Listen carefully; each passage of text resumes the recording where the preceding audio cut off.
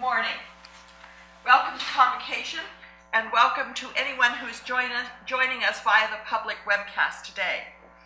The Law Society is going to provide online viewing of today's Convocation, February and April 2015, as part of our commitment to continue transparency and accessibility around our governance process. We are also going to look at the webcasts and at their level of take-up to determine the profession's interest in continuing the broadcasts, so we'll be reviewing that after April. As usual, the agenda and the reports being made to Convocation are on the website for anyone who's watching on the webcast. And I'd also like to point out that as far as what you can see, you can probably see the table in front of me. The table is not large enough to accommodate all our benchers, so there are benchers in the room along the sides of the room who may not be immediately visible on the webcast. When a speaker is presenting, the camera will be on them as they stand at the podium. And if benchers have comments, they will be moving to the podium to speak. If they have short questions, they may choose not to go to the podium. They'll ask them, and either the speaker or I will repeat them so that they can be heard on the webcast. I'd now like to review the instructions for those attending by telephone. Once we determine who is on the phone, and I believe we've already done that satisfactorily, I'll let everyone know that we will be placing those calling into the meeting in what we call lecture mode. This means that from our end, we're muting all callers. Once muted, everyone can hear the meeting but can't speak, so it's *6 from our end for everyone. We'll come out of lecture mode to hear callers who wish to speak and vote, and we'll do that following the presentation of reports and motions. At that time, unless callers wish to speak, please *6 your telephones as you have done in past. And we'll repeat this throughout Convocation as necessary. So we have confirmed those who are participating by phone. I'm going to read out the list. If anyone has come on, please let us know. Mr. Armstrong, Ms. Backhouse, Ms. Boyd, Ms. Elliott, Mr. Finkelstein, Mr. Gold, Ms. Horvat, Ms. Richardson, Mr. Scarfone, and Mr. Yacchetti, and Mr. Baines. The conference is no longer in lecture mode. Is there anyone else on the telephone? Brad Wright. Sorry, Mr. Wright? And Robert Bird. And Roger Yacchetti, I said that earlier, but I'm not sure if it was recorded. Yes, we have you, Mr. Yacchetti, and Mr. Bird. Yes, thank you. Okay. We open Convocation with Treasurer's remarks, and we will then proceed through our agenda. I'd like to first say a few words about Edward Greenspan, who, as you know, sadly passed away on December 24th of last year at the age of 70. A graduate of Osgoode Hall Law School, Mr. Greenspan was called to the bar in 1970. He was a Law Society medalist and a recipient of an honorary LLD from the Law Society, as well as a recipient of numerous other awards from other organizations. He has been recognized as one of the finest defense lawyers in Canada, lauded both for his expertise, his success in the courtroom, and in addition for his ability to engage the public on access to justice issues. He made a lasting impression on the public conscience in the 1980s when he traveled across the country to speak against a bill calling for the return of the death penalty. His efforts helped convince MPs, and the bill was rejected in June '87. Mr. Greenspan was also characterized by his commitment to philanthropy and to his community. He regularly spoke at fundraising events on the importance of law and the greatness of the Canadian criminal justice system. He was truly a great lawyer, a great leader, and an inspiration to the legal profession, and on behalf of Convocation, I'd like to extend our deepest condolences to the Greenspan family. This month marks the 40th anniversary of the first lay benchers at Convocation, the first non-lawyers to be part of Convocation. Although some members of the profession were initially skeptical, they are certainly now accepted and recognized as benchers who make important contributions to Convocation, the profession, in representing the public interest and furthering access to justice. Our website has a paper outlining their history, and I would commend it to you. As part of our outreach campaign to encourage nominations for the upcoming bencher election, the Law Society organized a webcast on January 19th. It provided information on current Law Society issues through my presentation and the role and responsibility of benchers through a dialogue between Mark Sandler and Derry Miller. The nomination and election processes were outlined through Elections Officer Jim Barrow. We had over 600 people viewing that webcast. This is very encouraging about interest in the election, and we had more questions than we had time allotted to answer. Answers to those questions now appear on the bencher election page on our website. So we are very hopeful that the webcast will encourage lawyers from a wide range of practice areas and communities to run for bencher. A reminder that nominations for that election must be in by 5 p.m. on February 13th. All of the information for candidate nominations is posted on the website, and that includes the forms and the requirements. Voting procedures have also been posted. Tomorrow is the deadline for Law Society award nominations. They include the Law Society Medal, the Laura Legge Award, the Lincoln Alexander Award, and the William J. Simpson Distinguished Paralegal Award. Information on the nomination process is on the Law Society website. I'd like to encourage nominations from all communities, practice areas, firm sizes, and regions. The ceremony itself is scheduled for May 27th.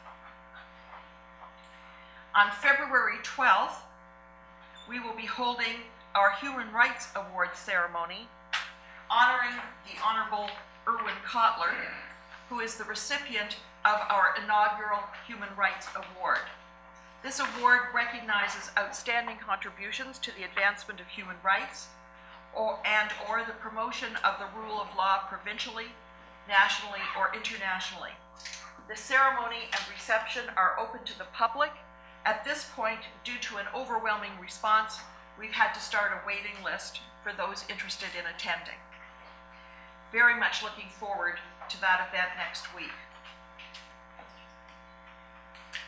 As part of our ongoing efforts to promote equity, diversity, and inclusiveness in Ontario's legal profession, the Law Society created the Challenges Faced by Racialized Licensees Working Group in 2012 to investigate the challenges faced by our racialized lawyers and paralegals and to consider strategies for enhancing their inclusion at all career stages in the profession.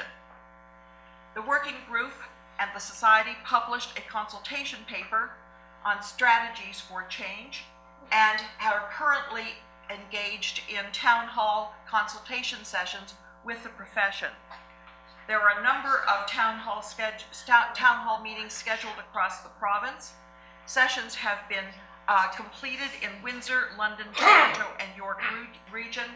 They have been very well attended, the participants very engaged, and the response is very helpful to the working group. So we thank you and encourage others to attend the sessions that are scheduled throughout February.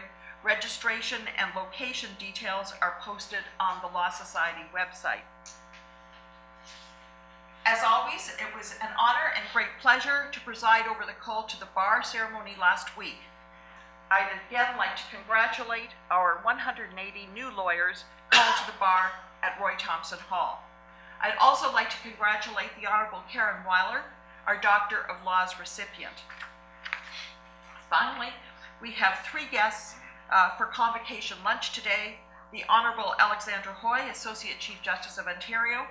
Also attending is James K. Stewart, Deputy Prosecutor of the International Criminal Court, I'm pleased to announce that Mr. Seward has accepted Convocation's invitation to receive a Doctor of Law degrees. That will occur in June.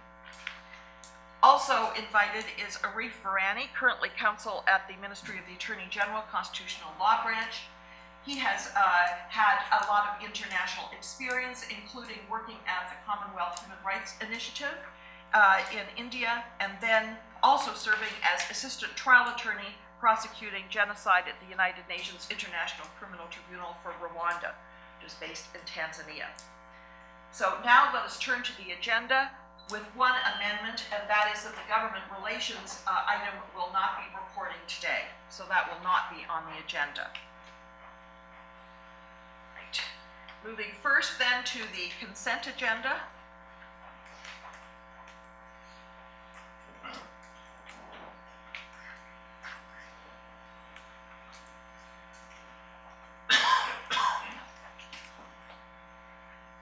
Moved by Mr. Lem, seconded by Mr. Haig, that the consent agenda be approved.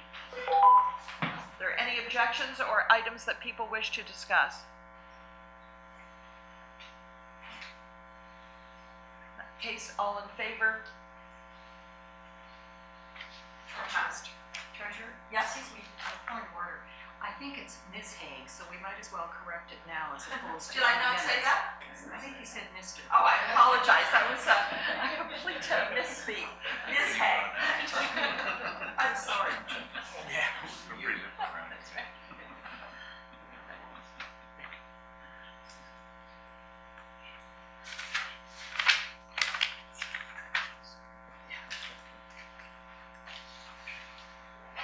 And we'll move now to the Tribunal Committee report. Mr. Anand.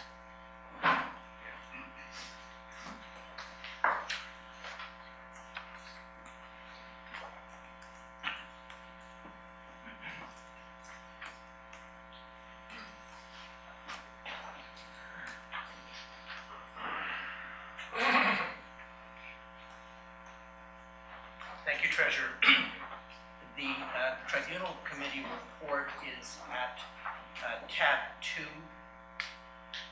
and there is a motion at tab 2.1, page 32 of board books, moved by me and seconded by Ms. Lieber.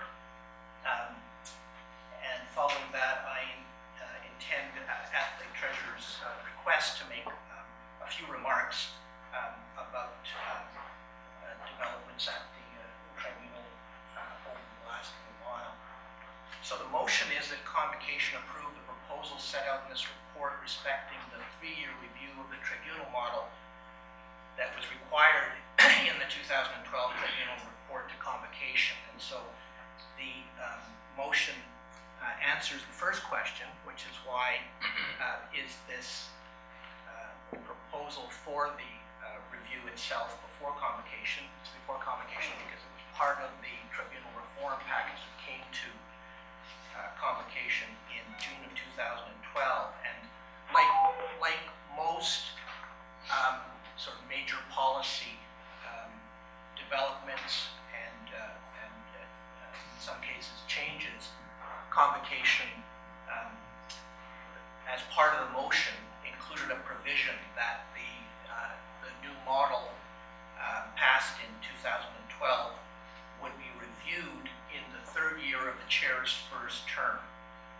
And the report required the Tribunal Committee, in conjunction with the chair of the tribunal, the vice chairs of 2 benchers, the CEO and the director of policy, to develop the framework of the model's review to be approved by Convocation. So that's why we're here.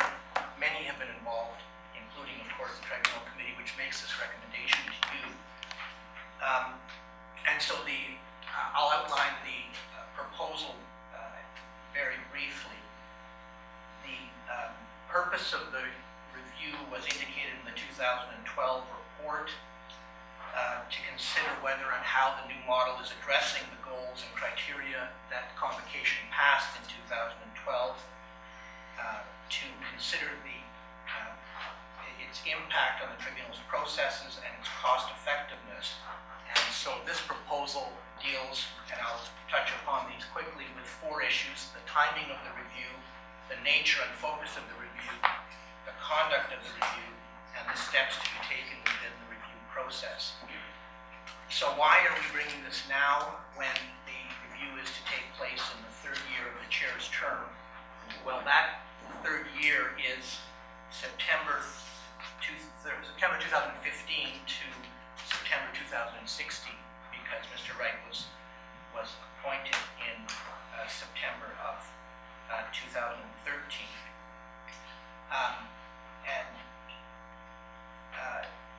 The other consideration is that the review should, the Tribunal Committee believes, should take place before the issue of the chair's renewal itself, which is by mandate of the Tribunal Committee report, that renewal process is to take place between September 2016 and March 2017.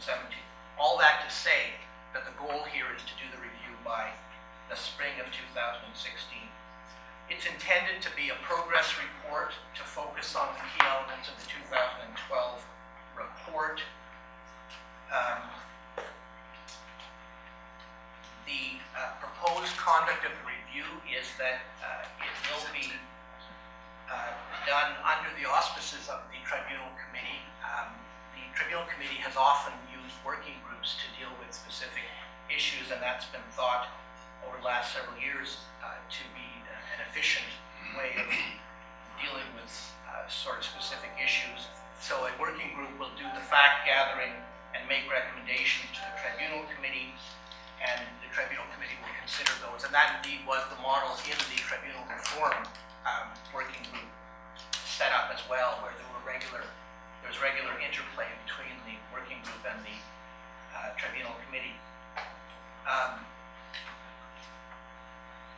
As part of the review, there will of course be a good deal of input from the chair, because it is a review of the model and the process.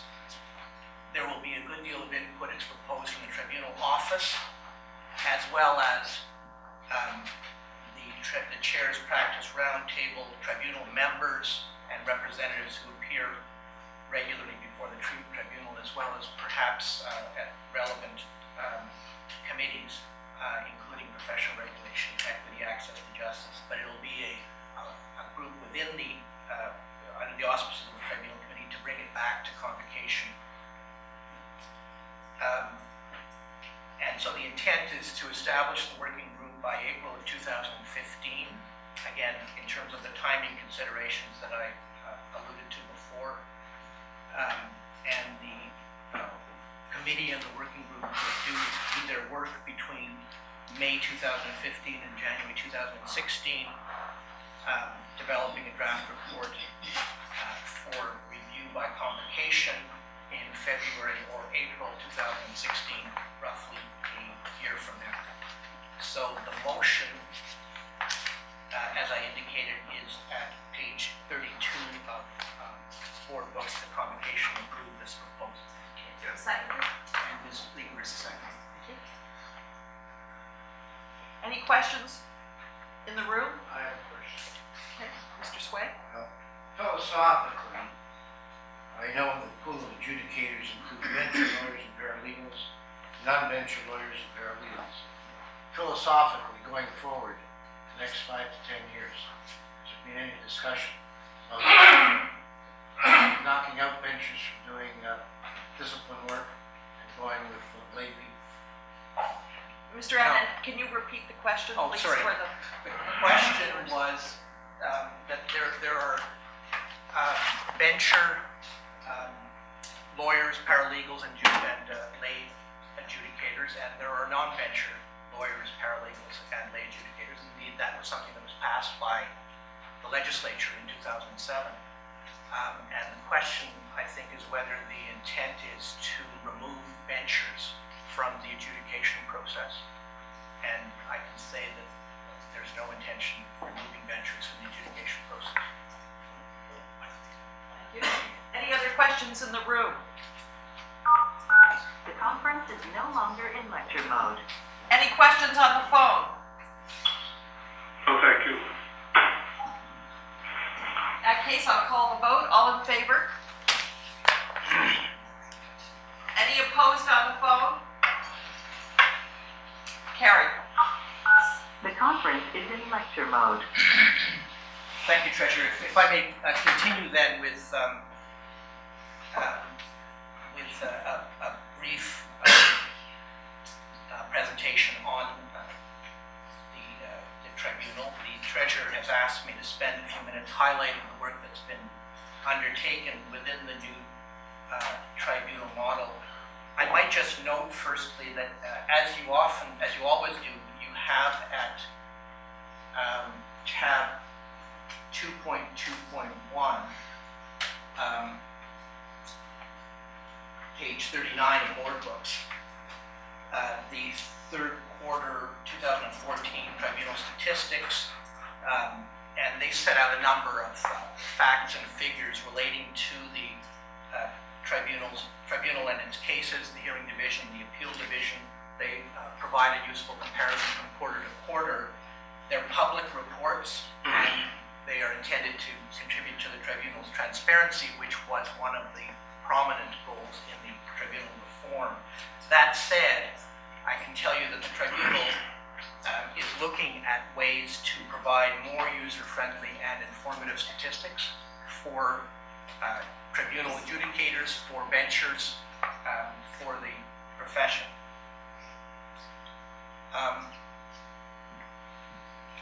Now, when the three-year review report, which we just passed a motion with respect to, is prepared in the spring of 2016, Convocation will have an opportunity to consider in detail how the components of the implementation process are addressing the goals of the 2012 reform report. And my purpose in these brief remarks is to provide a high-level update on the work of the tribunal in the 17 months since the tribunal chair was appointed, and obviously not to preempt either of the two processes that I alluded to earlier, one of which we just passed. The June 2012 report presented a blueprint for what the report called an enhanced adjudicative model. In the first 17 months of the chair's tenure, there are three key areas in which the tribunal chair, Mr. Wright, who of course is here, and staff and adjudicators have focused their attention. Firstly, a commitment, I should say, to a tribunal that is independent of the investigative and disciplinary side of the Law Society's regulatory functions. Secondly, a commitment to adjudicative excellence. And thirdly, enhanced tribunal processes. So let me speak briefly to those three issues. With respect to independence, a key component of enhancing the tribunal's independence from the investigative and disciplinary sides of the Law Society is creating a distinct identity for the tribunal. And this has been done in a number of ways, including articulation of the Law Society Tribunal as a distinct entity in the amendments to the Law Society Act, Regulation 167 of 07, in the bylaws, and in the Adjudicator Code of Conduct, which Convocation passed amendments to. The development of tribunal mission statement and core values based on discussions held with adjudicators, which many of you were part of. Creation of a tribunal logo and letterhead distinct from the Law Society's general letterhead. Launch of a distinct tribunal website in two phases. Phase 1 last year in March, including information on the tribunal and guides and resources. And Phase 2 introduced this month with enhanced access to tribunal orders, current hearings, and other information. Links to reasons will be added soon. This material is all accessible online from the For the Public link on the Law Society website.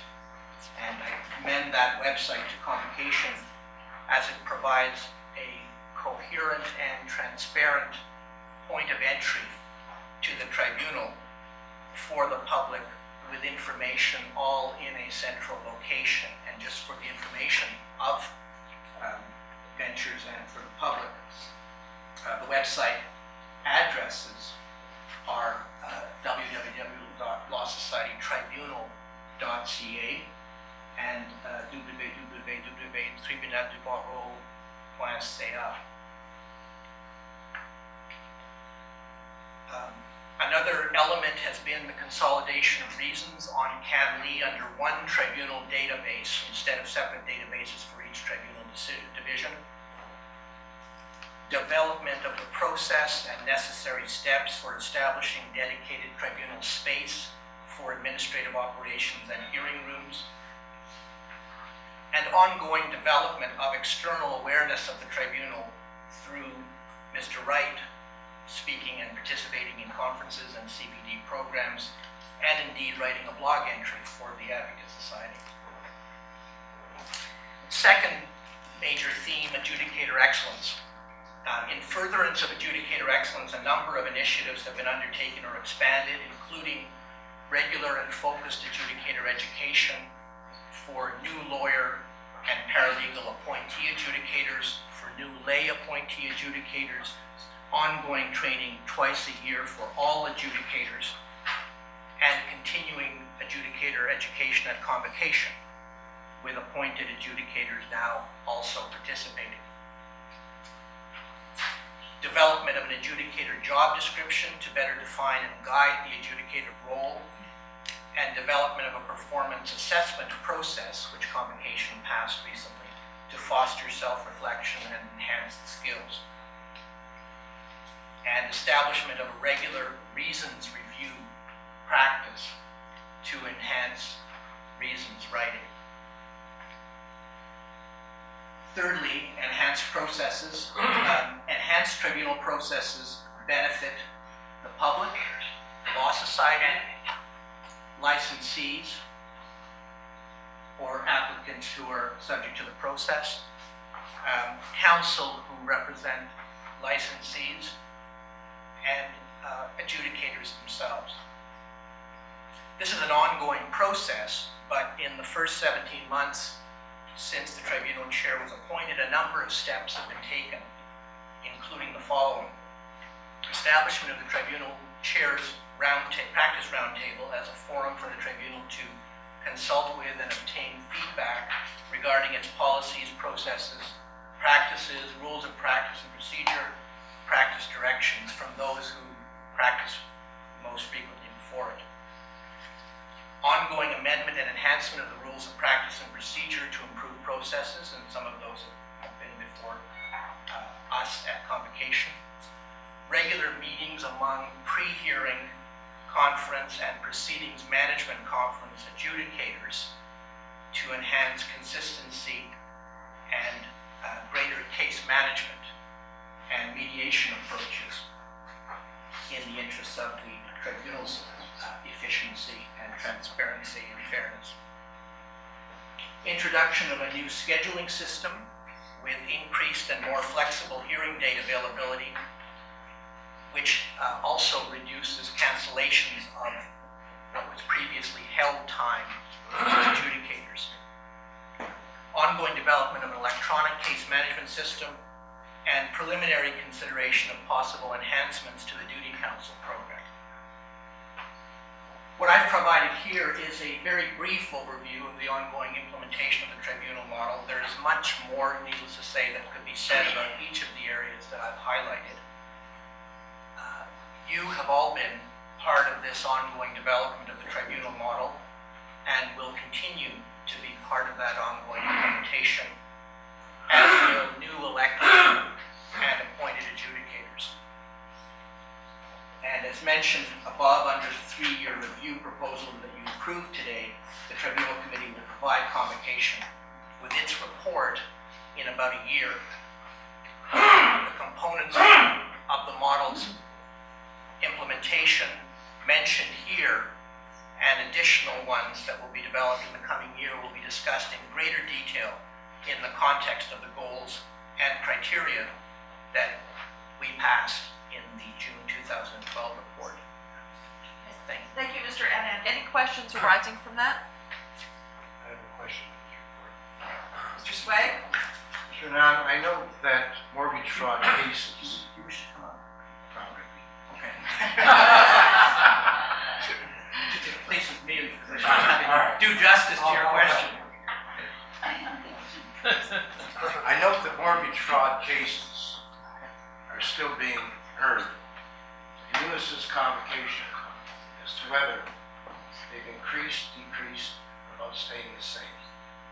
And if the answer is no, they're still staying the same or increasing, are we doing enough to advise the real estate bar about the danger of mortgage fraud cases? Because when you're sitting in these cases, the same mistake seems to be going over and over and over again by many practitioners.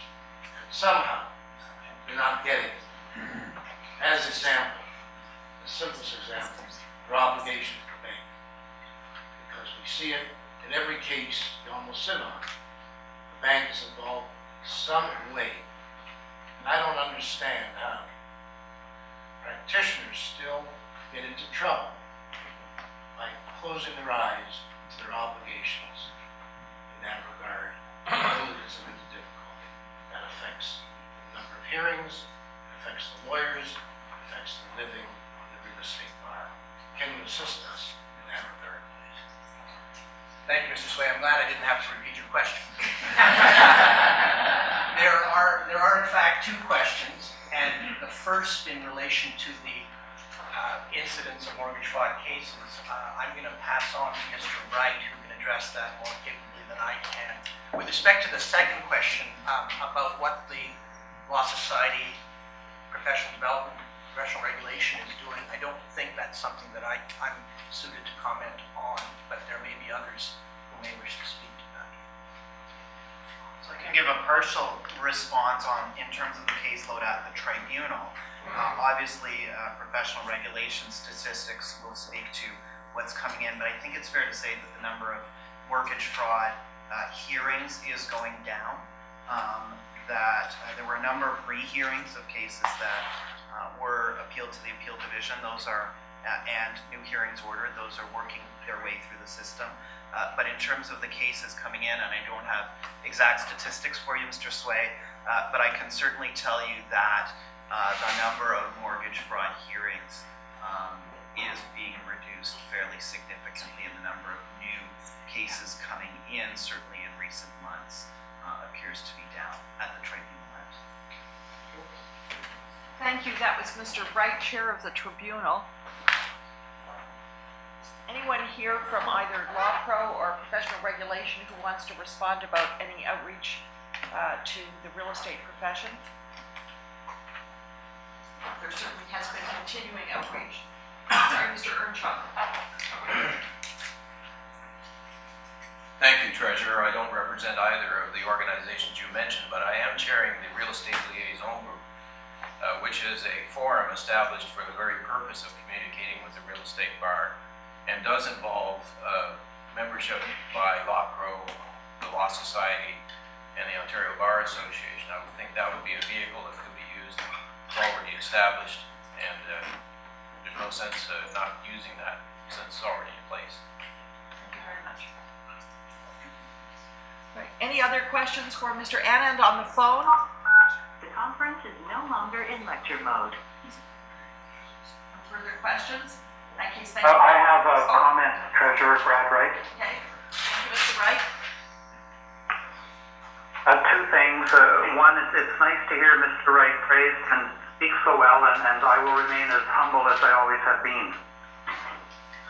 Secondly, the statement was made that there's no plan to remove benchers from the hearing panel process. On the other hand, it is said that the tribunal has to be separate from the Law Society and the disciplinary and investigatory functions to the point of having its own distinct letterhead and so on.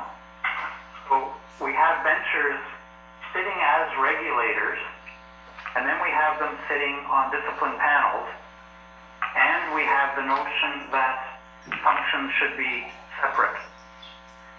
I think it's important for benchers to bear in mind as we go forward on thinking about these issues, that convocation and the benchers are separate from the Law Society.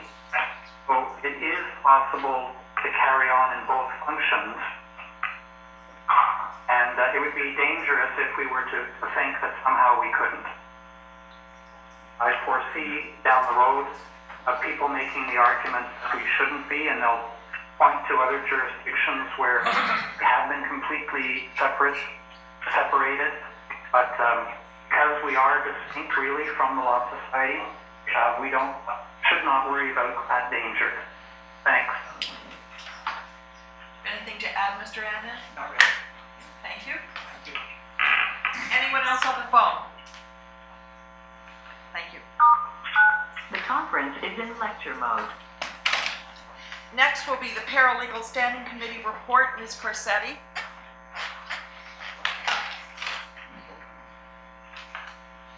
Thank you, Treasurer. Good morning. Looking at tab 3.1, page 62 in your board books. The motion is that Convocation approve the amendments to bylaw 4 set out at tab 3.1.1 to end the licensing exemptions for the Canadian Registered Safety Professionals and the Appraisal Institute of Canada. A black line version of bylaw and changes can be found at 3.1.2. In November 2009, Convocation approved the policy that the licensing exemptions in bylaw 4 be reduced where possible. Further review of the exemptions was also a recommendation of the Morris Report of November 2012. The Paralegal Standing Committee has continued to work on the necessary steps to achieve this objective and now submits that the ending of these two exemptions is appropriate. The Law Society has completed the integration process, giving members of exempted groups a preferential opportunity to become licensed. Members of the Board of the Canadian Registered Safety Professionals provide advice on how to comply with the Occupational Health and Safety Act, Workplace Hazardous Information System, the Environmental Protection Act, etc. But a small number have been involved in workmen's compensation claims, representing parties at the WSIB. 29 applied under the integration process. Members of the Appraisal Institute offer valuation services required for obtaining a mortgage and other purposes, but a small number developed a practice of appealing municipal assessments of the Assessment Review Board. 12 members applied under the integration process. The Law Society's policy is that it is generally in the public interest for persons offering advocacy services to the public, including potentially vulnerable clients, be licensed by the Law Society, be insured, and required to observe the rules of conduct. These two organizations are well-established associations, most of whose members do not provide any advocacy services. In the committee's view, it was appropriate for any of the members who wish to provide such services become licensed under the integration process. After due consideration, the committee is of the view that it is appropriate to end these two exemptions. The motion is moved by me, second by Ms. McGrath, and I'd be pleased to answer any questions. Thank you. Any questions in the room for Ms. Corsetti? The conference is no longer in lecture mode. Any questions on the phone for Ms. Corsetti? Oh, sorry, in the room, Mr. Campion? The conference is in lecture mode. Treasurer, through you to Ms. Garcetti. Have the groups who no longer will have an exemption had a chance to have a say? Yes, they've been met with, consulted, they've advised their memberships, and they are well aware. Any questions on the phone? The conference is no longer in lecture mode. In that case, we'll call the vote. All in favor? Thank you. Any opposed on the phone? Motion's carried. Thank you, Treasurer. The Thank you, Ms. conference is Corsetti. in lecture mode. And next, we'll have the report from the Equity and Aboriginal Issues Committee. First, the Human Rights Monitoring Group request. I believe that's Mr. Shabas.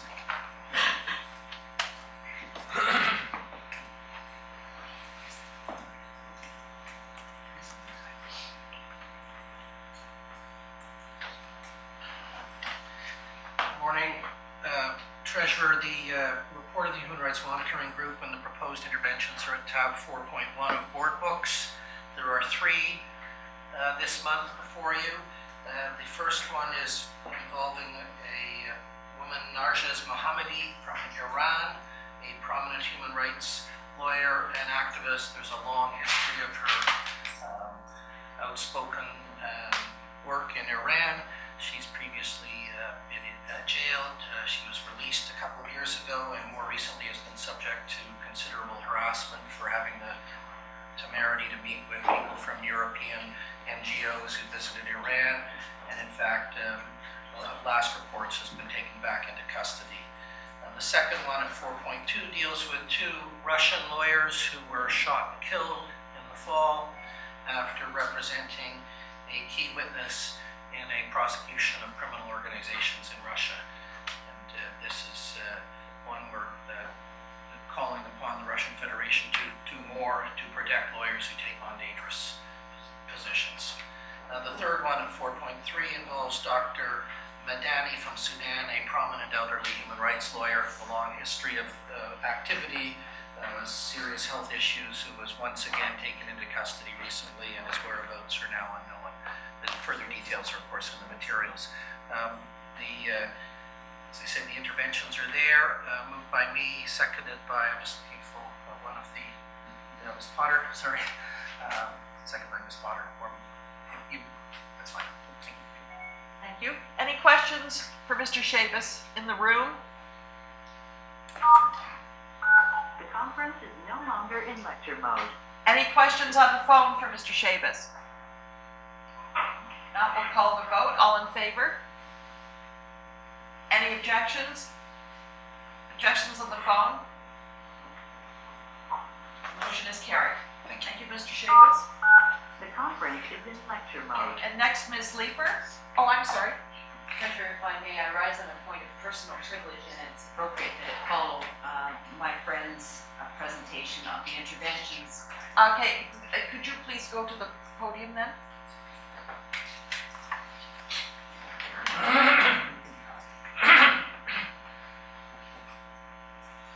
Thank you, Treasurer. I rise on a point of personal privilege, and I thought it was appropriate this morning that I follow Mr. Shabas after presentation of the Human Rights Monitoring Group, a request for interventions in the violation of lawyers around the world. As George Santayana famously said, those who cannot remember the past are condemned to repeat it. This Tuesday, January 27th, was the 70th anniversary of the liberation of Auschwitz, a concentration camp that over the course of the war annihilated over 1.1 million human beings, most of whom were Jews, a number of whom were children. I just ask that we remember and that we not forget. Ms. Ross. And Ms. Leeper then next on the equity report. Thank you, Treasurer. Through you to Convocation. 2 items of information. The first, somewhat brief. Page 228 to 229 of board books has incoming events. The Treasurer has mentioned next week's event to honor Owen Copper, and it's there. So I will begin at the second and just draw your attention to the upcoming Black History Month event. A panel titled Hands Up, Don't Shoot to I Can't Breathe, Is the Air Clear North of the Border? This is a panel that will be moderated by the Honorable Justice Donald McLeod. Speakers include Venture Julian Faulkner, Jamila Jabani, the founder of Policing Literature Initiative, P.K. Roach, barrister and solicitor, Peter Slowly, Deputy Chief from the Toronto Police Service, and Professor Scott Wortley, Associate Professor of Criminology at the University of Toronto. So we urge you to attend. There will be the panel discussion followed by a reception in the early evening. Coming up in March, we will be celebrating International Women's Day, again at the Donald Lamont Learning Center, which is where the panel that I just spoke about will be held. There will be an intergenerational and interdisciplinary dialogue on sexual violence against women. Speakers confirmed are Mary Eberts, Lenore Lukasik-Foss, the Executive Director of the Sexual Assault Center from Hamilton area. In addition, Coming up later in March, we have la Journée Internationale de la Francophonie, the keynote speech from Jean-Marc Michalik, Les Jeux Paname et Parapan et la Francophonie. It's March 19th at the Law Society of Upper Canada, 6 until 8. On April 14th, 15th, and 16th, we will observe Holocaust Remembrance Day and an event from 4:30 to 8 o'clock. Going ahead into May, I won't take you through all of those, but there are more events upcoming. They are in board books, and I recommend that you have a look, and if you can come and support them, that would be great. For those members of the public, I understand that there's a need to register, is that correct? Yes, I'm advised you must register for public members who attend. Thank you, Treasurer. And I would also thank the Treasurer for drawing attention to the ongoing consultations that the Racialized Licensees Working Group are having across the province. We will be having another webcast one on February 26th in Toronto. So we would be very happy if benchers could attend and hear from the members of the bar who are coming and providing us with excellent feedback on our report. And we will be continuing that through the end of February, receiving written submissions until March 1st. So the second item that I have today relates to a report that the Equity and Aboriginal Issues Committee received at our last committee meeting. This is a presentation from Professor Fiona Kay, and Professor Kay's report is in board books entitled The Diversification of Career Paths in Law. It starts at page 109. And this report provides a valuable point in time understanding of movement out of the profession for a group of lawyers who were called to the bar between 1990 and 2009. First, we want to express our gratitude to Professor Kay for her research and the thoughtful discussion in the paper. So what kind of study is it? This study was a survey done in 2009 of a random sample of 944 lawyers, roughly half women, half men. And the study offers a significant look at movement in the profession and the differences as between men and women lawyers as to what accompanies their moves out of private practice. Interestingly, in 1990, so the year the very first set of lawyers surveyed were called to the bar, the Law Society Gazette published an article entitled, "Can We Rehumanize the Practice of Law?" And the author, Maurice Gross, wrote this: "Each of us knows disillusioned young lawyers who are terribly worried about the pressures on practitioners today. Some of them are strong enough to say no, and they get out. Others stay in, often unhappily, because there is no realistic alternative. The degree of stress is often unmanageable, and the effects on family life can be horrendous. And all of this is without considering the special problems of women trying to balance the demands of practice in a family. As we'll see, these problems are continuing and affect both men and women lawyers. But it's not all bleak news, I promise." So today I'm going to give some highlights from the report, some of the comments from the qualitative analysis in the report, and along the way, look at some of the intersection points with this report and Law Society Policy in Action, and that is the Justitia project. Because when you look at this study and Justitia's surveys on a timeline, not only will you see the evidence of the desirability for a project like Justitia, but some early positive indicators of improvement in the years since these lawyers were surveyed and since Justitia began. This is the good news.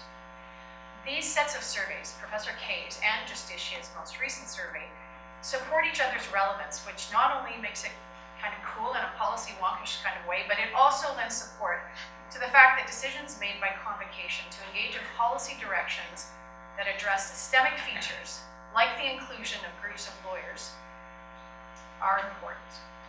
So what are the highlights?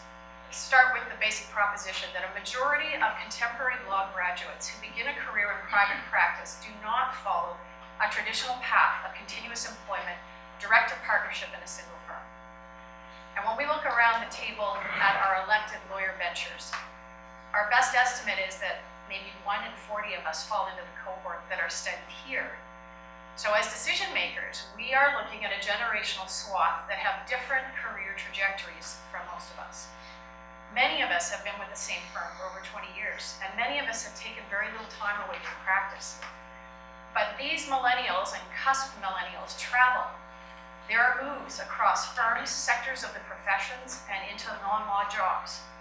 They take time out of practice to raise children, pursue education, travel, or to support a spouse's vocation. And as in prior studies, we see differences in the movement as between men and women.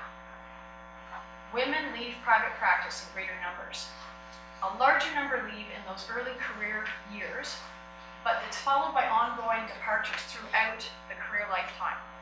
And in contrast, men are mobile in the early years as well, but they don't depart in the mid to later years in the same numbers as the women do.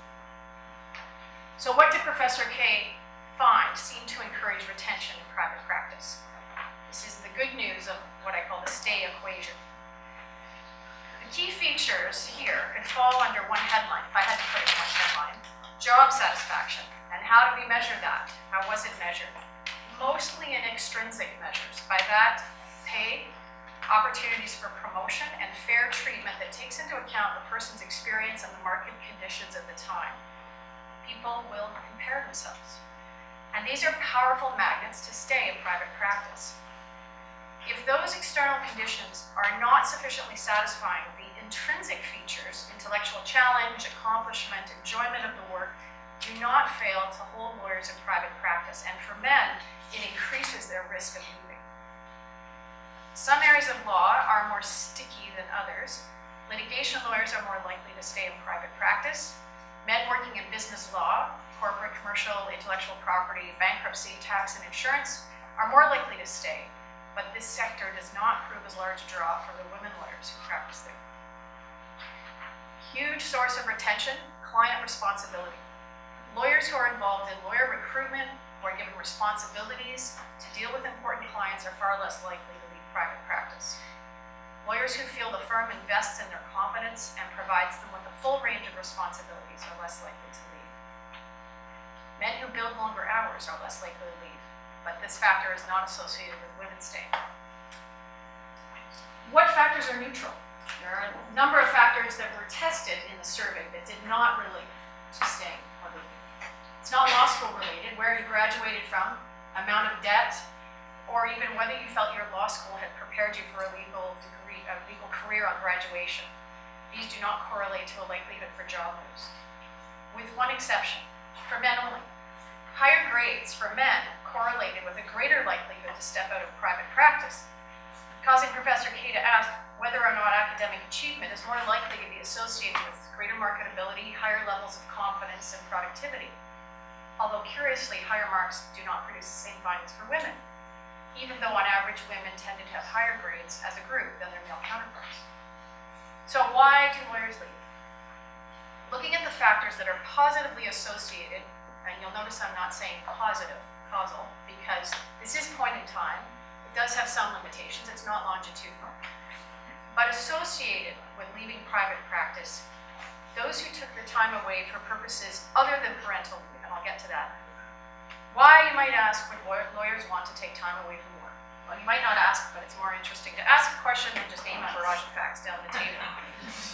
A range of factors that we can more broadly put into a category called respect and inclusion are triggers to departure. Quote, lawyers who find themselves excluded from social gatherings, assigned tasks that do not use their full skill set, or those who are treated disrespectfully by either other lawyers or judges. Professor Kay's study confirmed that women are more likely to report being recipients of this kind of treatment, and both sexes leave law firm employment as a result of these issues.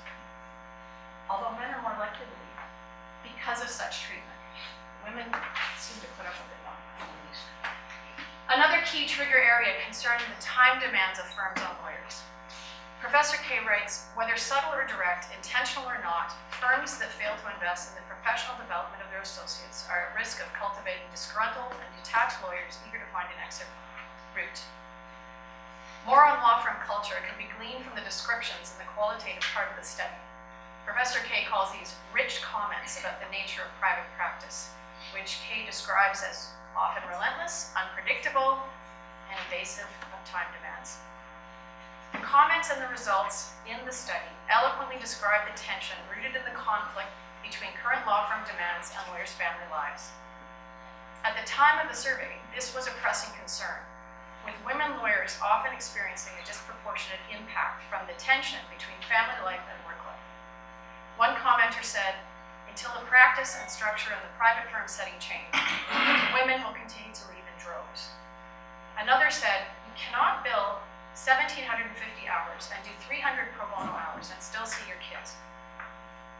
Others noted that it is a challenge to preserve time for family in a society that does not value sufficiently the raising and caring for children.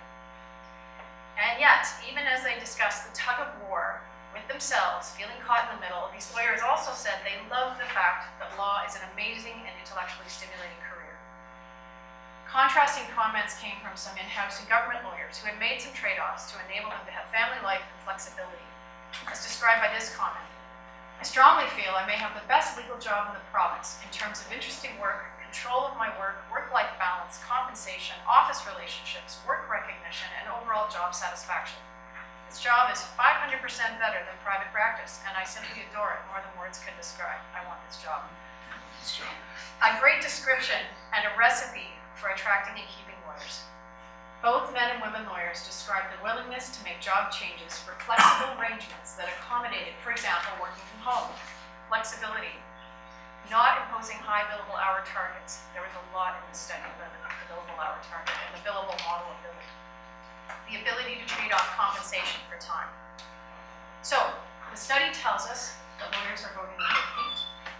They are leaving. Many are seeking more balanced lives and respect for their abilities, not just as income earning units. Respondents described a need for firms to consider inclusion, to address the need for equality, and to be proactive in recognizing the value of the talents of all lawyers, men, women, and racialized. What about the critical time when a lawyer first has a child? Professor Kay looked at parental leave as a risk factor, and this has been studied. We've heard this before. It has been found to be a risk factor for departures, but in this study, interestingly, taking parental leave was only a risk factor for men. Unlike the other studies, this study, and we do not know why yet, did not link parental leave taken by women as a risk factor for leaving practice. It may be that this cohort has not yet experienced career impacts. Some of them have not had children, only 50% had children. So Professor Kay does caution it may be premature to conclude that parental leaves do not have an impact on the transition of women out of private practice, and she recommends additional work be done to look at the timing of birth relative to job changes. So although Professor Kay does not declare victory, I did wonder about another hypothesis. What if the greater numbers of women in the profession and the willingness of firms in the last number of years to look at adopting maternity and parental leave policies was beginning to show in a real way for this generation? Are we seeing early signs of some kind of culture shift happening? Could it be that parental leaves by men are still in their earlier stages and not yet part of a set of accepted norms? So remember I talked about the timeline at the beginning. Justitia began in November of 2008. By this point in time, we know a critical mass of firms, 57, large and mid-sized, were willing to develop ways to support the advancement and retention of women in private practice. This included the development of maternity and parental leave policies and resources for firms to undertake the work. So as of 2014, 5 years after this survey, the most recent Justitia numbers reveal that, first of all, for firms with 15 to 85 lawyers, some of these firms have begun to develop those resources and adopted best practices. All of the firms who participated in the survey found the Justitia templates either helpful or very helpful.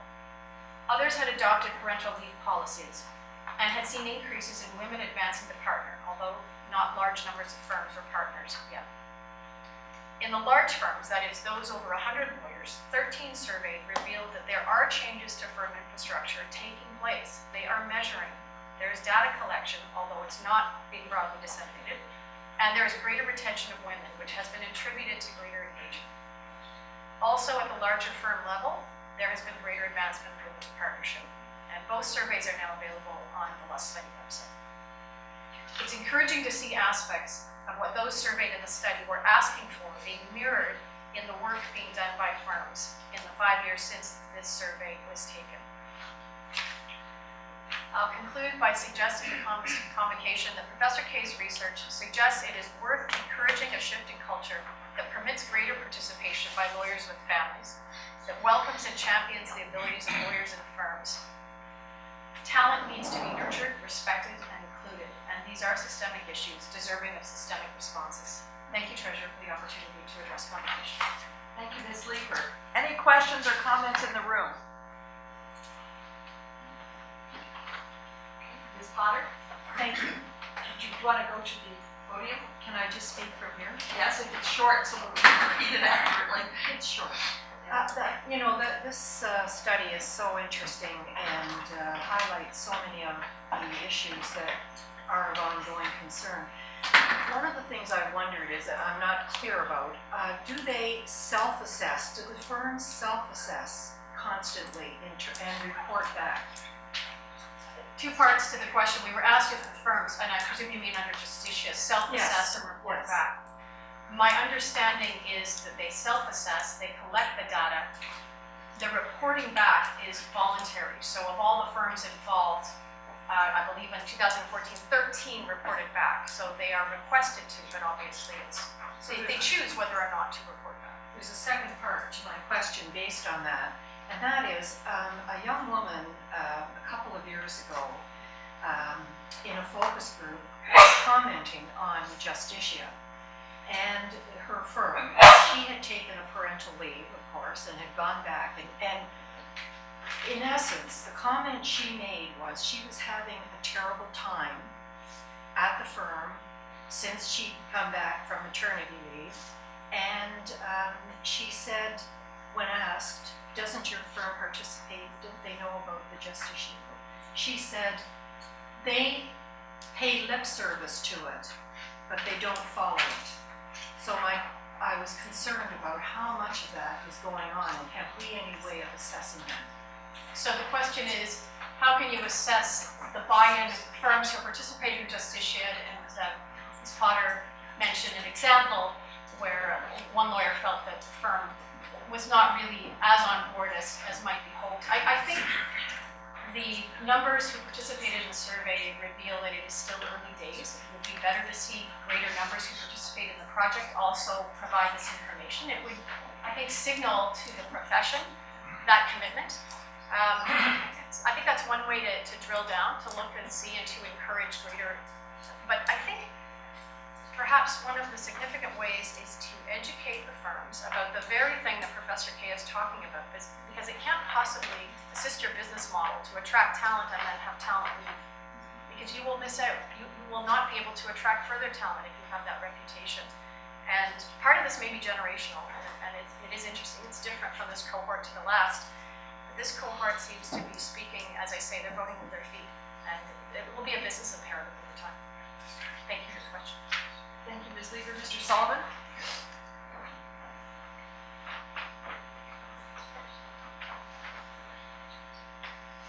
Thank you, Treasurer.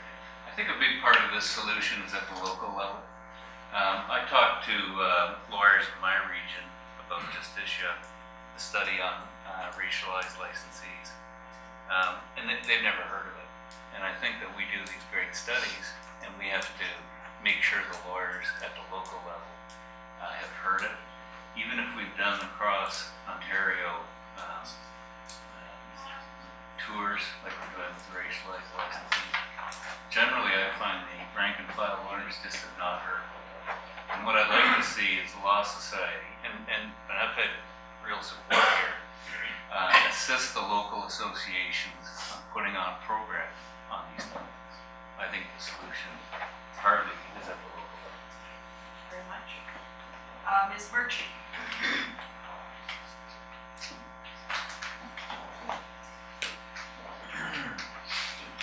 Thank you, Treasurer. I'm a former co-chair of the Retention of Women Committee and have been involved with Law Society staff, Ms. Bouchard and her team, in taking all steps we can to make the profession aware of the resources that are there.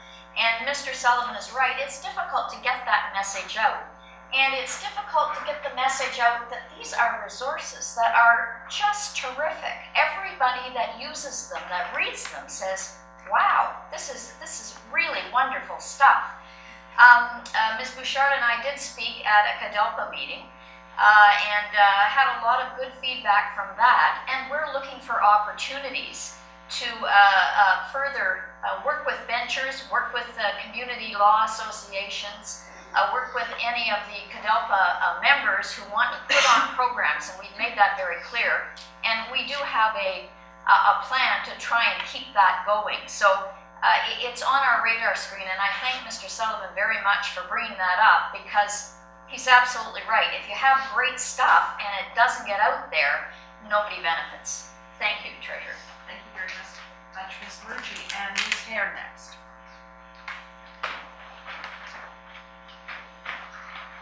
Thank you, Mr. Sullivan, for raising that issue.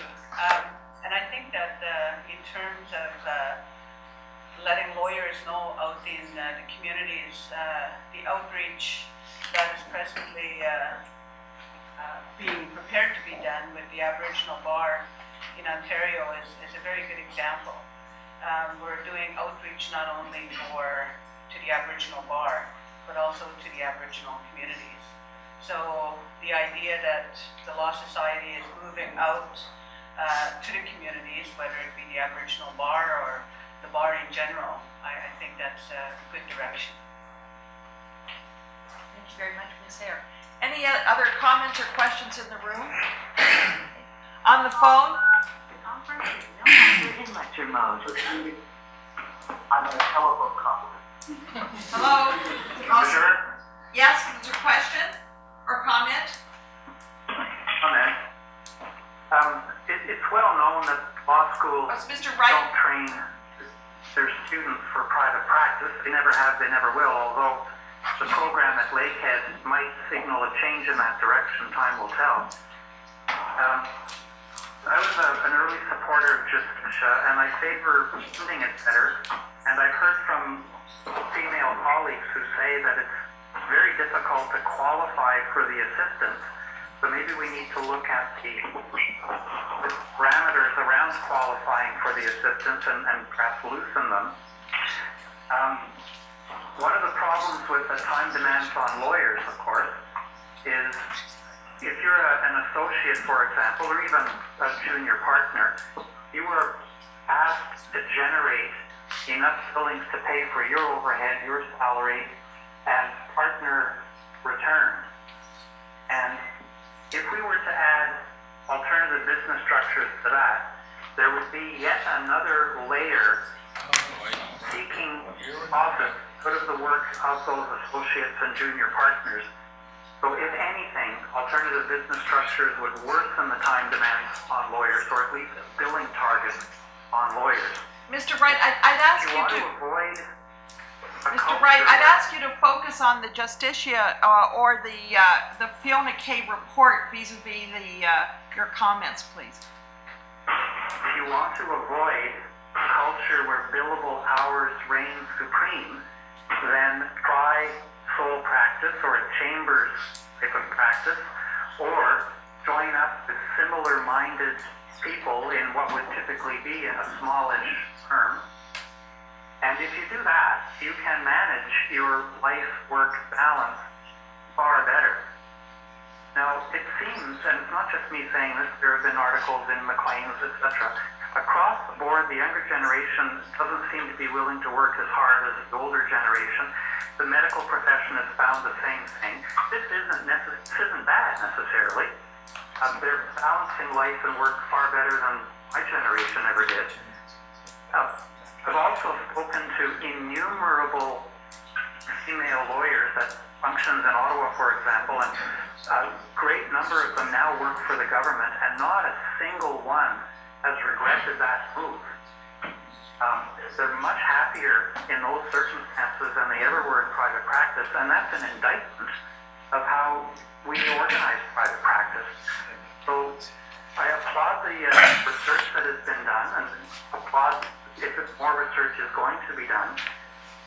But really it comes down to people finding the niche that meshes with their life-work balance desires and getting out from under artificial billing targets. And just to reiterate what I said earlier, I don't think there's a need to reiterate, Mr. Wright. The project even more beneficial. Thanks. Okay, thank you. Any other comments or questions? Now we'll move on to the next report. The conference is in lecture mode. It will be professional Professional Development and Competence, Mr. Goldblatt, please.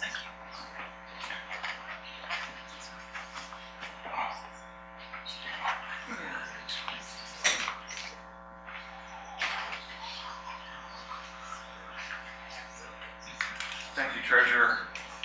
I've been asked to take a few moments to draw Convocation's attention to the report that is found in board books at tab 9 at page 283, and in particular then beginning at page 286, tab 9.1, which is the annual resource and program report of Professional Development and Competence Department. And a lot of this is numbers, but the numbers are very important in terms of bringing to the attention of Convocation the work that's being done by this department, which has been done over the past year.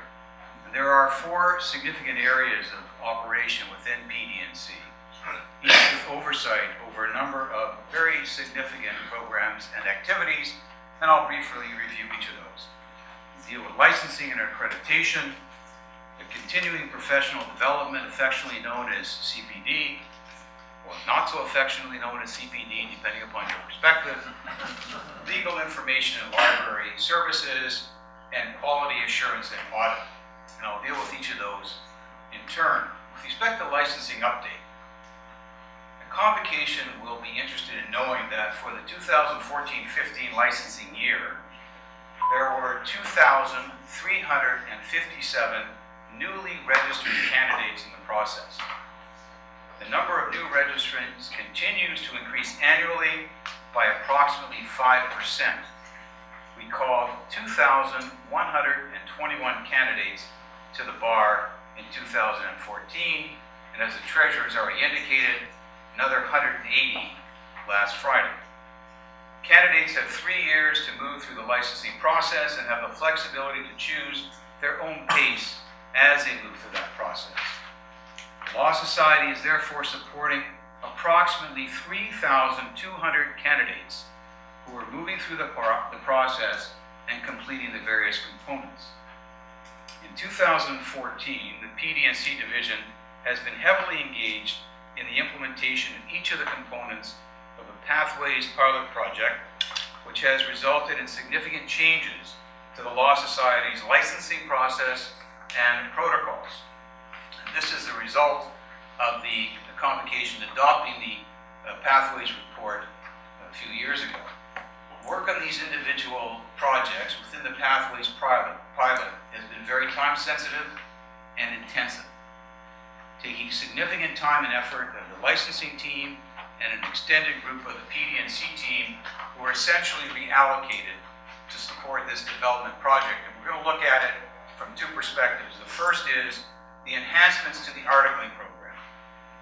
And Convocation should be aware that the Law Society's enhancements to the articling program consist of new reporting requirements designed to ensure fulfillment of the experiential training competencies and promote consistencies across all articling placements. All articling principals are now required to file an experiential training plan. Both candidates and principals must file a report on the candidate's exposure to that experiential training competencies by the end of the placement, and all principals must now also formally evaluate and report on candidate performance of 5 core tasks. To support these new administrative requirements, a new online articling program reporting tool was developed and launched in July of 2014. The tool was developed in consultation with articling principals from a variety of practice sectors and geographic areas across the province. Now, this is a significantly increased reporting obligation to ensure that articling is meeting competency expectations, but the feedback from the profession so far has been overwhelmingly positive.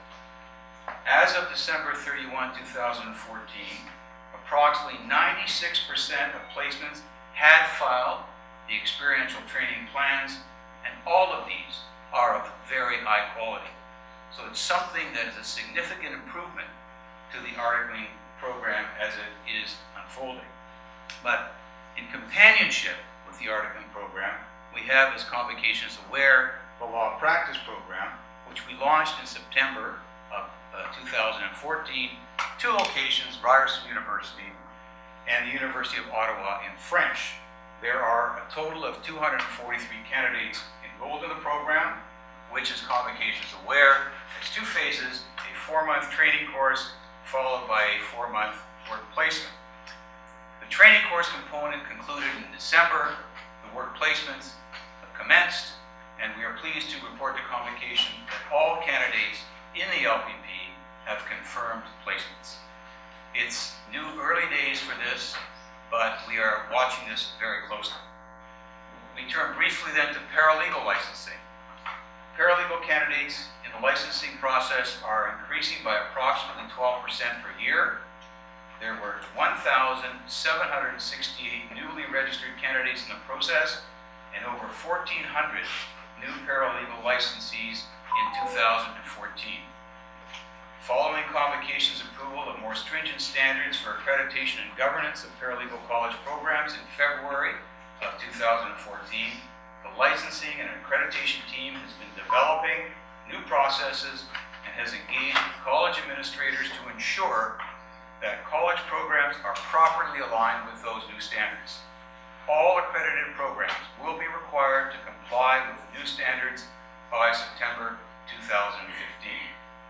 In addition, PD&C also continues to prepare for the expansion of the paralegal licensing examination to include substantive areas of law.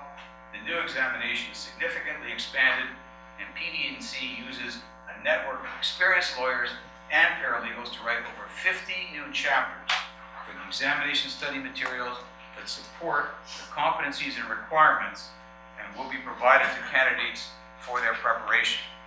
We turn then to CPD. In the CPD area, the PD&C department continues to develop innovative ways to present learning programs for our lawyers who are looking for new ways to obtain the professional development requirements. In November, CPD launched its first six courses on ethical issues in key areas of the law. These courses provide 1.5 hours of professionalism content in an online interactive format. From the date of the launch, November 1st, through to the end of the year, over 2,600 practitioners had registered for the e-courses. They're very popular, and 6 additional courses are scheduled for release in 2015. Now, as Convocation is aware, in 2014, Law Society began charging a fee of $25 to $50 for professionalism-only programs, which were previously free of charge. There are 2 free programs on the amended rules of professional conduct, and we had an astonishing number of individuals participate, over 9,500 in those programs. With our previously free programming, at least 50% of the registrants did not actually tune into those programs they had registered for, perhaps surprisingly, perhaps not. Now those who registered are online watching the program with us. Overall, registrations for CPD in 2014 were down by 28%, directly as a result of lower registrations for the professionalism program. Registrations went from 88,000 in 2013 to 63,000 in 2014. As you know, members can attend most of our programs in person or via the webcast. There's a continual shift away from attendance in person, and that would mean a continual shift towards online viewing. In fact, statistically, only roughly 30% of the registrants actually attended the program in person. Let me spend now a moment on our practice management assistance and resources. This is a confidential telephone helpline that lawyers and paralegals can call if they require assistance with practice management, ethical issues, or practice management activities. And of course, part of this report is to ensure that this service is made available and known to members of the profession. In 2014, the helpline received 7,250 calls from licensees. It's an average of 600 calls per month. Over 70% of those calls were from sole or small firm practitioners. In response to feedback from members and from calls received from the helpline, PD&C develops resources to respond to the most topical issues faced by members. As a result, 12 new technology practice tips were developed in 2014, and these are podcasts that provide practical information on a variety of issues in a format which is also transcribed. So we're telling everyone that these are available by way of podcast to members of the profession. And that has things such as tips on email encryption, anonymous browsers, phishing, and something, I don't even know what it means, ransomware, but I'm sure everybody else here knows exactly what it is. It sounds a little insidious, but I'm sure it's not. Legal information and research supports. I want to take a moment because just to talk about our great library. It's very busy responding to the needs of all of our members. The lawyers and paralegals ask our reference librarians in the Great Library for assistance with legal research on a frequent basis. And these numbers, and talk about online research, but these numbers are quite telling. The reference team here at the Law Society answered 21,000 research questions in 2014. And they frequently provide lawyers, paralegals, and law association library staff with electronic documents, sending 37,000 electronic pages via email to members and others in response to requests from around the province. The Great Library is fortunate to have highly skilled legal information staff. The Law Society's Access CLE database contains 10 years of CPD articles from Law Society educational events. The site received over 85,000 visitors, and more than 18,600 articles were downloaded in 2014. The investment by the Law Society in the work of the Great Library does support search services for all of our members and continues to be a significant benefit to them. The library's catalog continues to be a main source for members doing searches to locate books, electronic resources available from both the Great Library and from law association libraries. The catalog was searched over 382,000 times by our members in 2014. Nearly 500,000 times. Of course, I gross it up a bit. Now we're going to turn to quality assurance activities, which is the last area of the report. There are 3 significant quality assurance programs that are supported through PD&C: the spot audit and practice review programs that apply to lawyers, and the practice audit program that applies to paralegals. In 2014, the Law Society changed the spot audit routines to streamline these activities by refining risk management strategies that supports how we select lawyers into this process. We now focus on sole practitioners and two lawyer firms, it's number 2, with a real estate practice, as they are the group of practitioners who have demonstrated in the past as posing the highest risk to the public. And to some extent, it addresses a question raised by Mr. Sway very early in the course of Mr. Anand's tribunal report. These firms are to be audited every 5 years. With respect to the remaining lower risk practitioners and small firms, 2 to 5 lawyers, are now audited every 7 years, and the very low risk firms, which are the mid and large size firms, are now audited every 10 years. We conduct approximately 1,400 spot audits annually. We also conduct about 500 practice reviews of lawyers every year in various forms, ranging from a random selection of lawyers in their first 8 years of practice through to focus reviews that are based on risk indicia and require lawyers who are showing a trend of practice issues to undergo a review.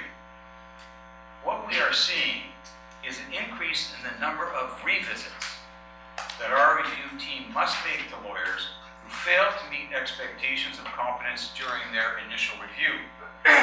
The rate of revisits increased by 4% in the past few years, up to 32% across the past 3-year period, in comparison to 28% in the previous 3 years. And this is something that will need to be monitored quite closely. Let me just conclude as follows. And you can see from the report the numbers and the tables that are produced in board books. For PD&C, this has been a very busy operational year. Not just doing that which they have, and I don't say this in any negative way at all, been doing, but also, of course, as we indicated, to get the law practice program and reforms to the articling process up to speed and being monitored very closely. We have an increasing number of candidates who are going through the various licensing processes, and we have an increasing number of members that we need to respond to with respect to their concerns, their questions about how to practice competently and effectively. So the PD&C team has a very heavy workload, and I want to thank all the members of the department for their dedication and their continuing efforts on our behalf. And I'd like to make a particular mention of Diana Miles, who's the Executive Director of PD&C, and the able support of Sophia Spardakis with respect to providing our committee and Convocation with a tremendous amount of assistance and dedication to the work that's being done through the PD&C department. Thank you, Treasurer. Thank you. Questions in the room? We have Mr. Shavis first, or comments. Yes. Do you want to go to the podium or? No, it's all right. Mr. Goldblatt, thank you for that, and I certainly share your commendation of the staff. It's been an extraordinary year of hard work. Two questions relating to the law practice program. One is you said that everybody has a placement. I wonder if you could tell us how many of those placements or what percentage of the placements are paid. And by paid, I mean actually employed and paid something at or greater than the minimum wage. You want to just stop with that question? Sure. So that Thank you. Do you want to repeat the question, please? Yeah, the question that was asked was with respect to the law practice program placements, approximately what percentage of those are paid? And I think Mr. Sheem has added something with respect to being paid a reasonable amount, i.e. above the minimum wage. Well, yeah, well, the number is roughly 70% are paid, 30% are unpaid. Okay, thank you. It's been shifting, but that's where it seems to have landed at this point. All right. And the other point was you mentioned, of course, the course has now been completed. Will there be a report to Convocation in the next couple of months as to the evaluation or quality of the report, feedback, or quality of the course, feedback with respect to whether it's achieving the goals of experiential training?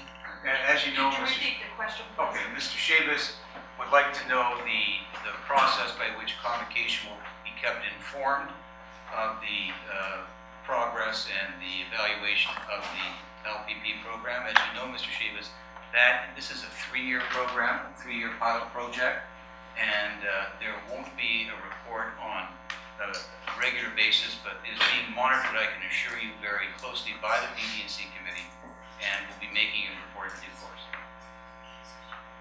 Mr. Goldblatt, Mr. Lerner. I can report that as of yesterday, Mr. Bentley advised me that over 75% of the people who have been placed in the co-op program have now been in paid positions.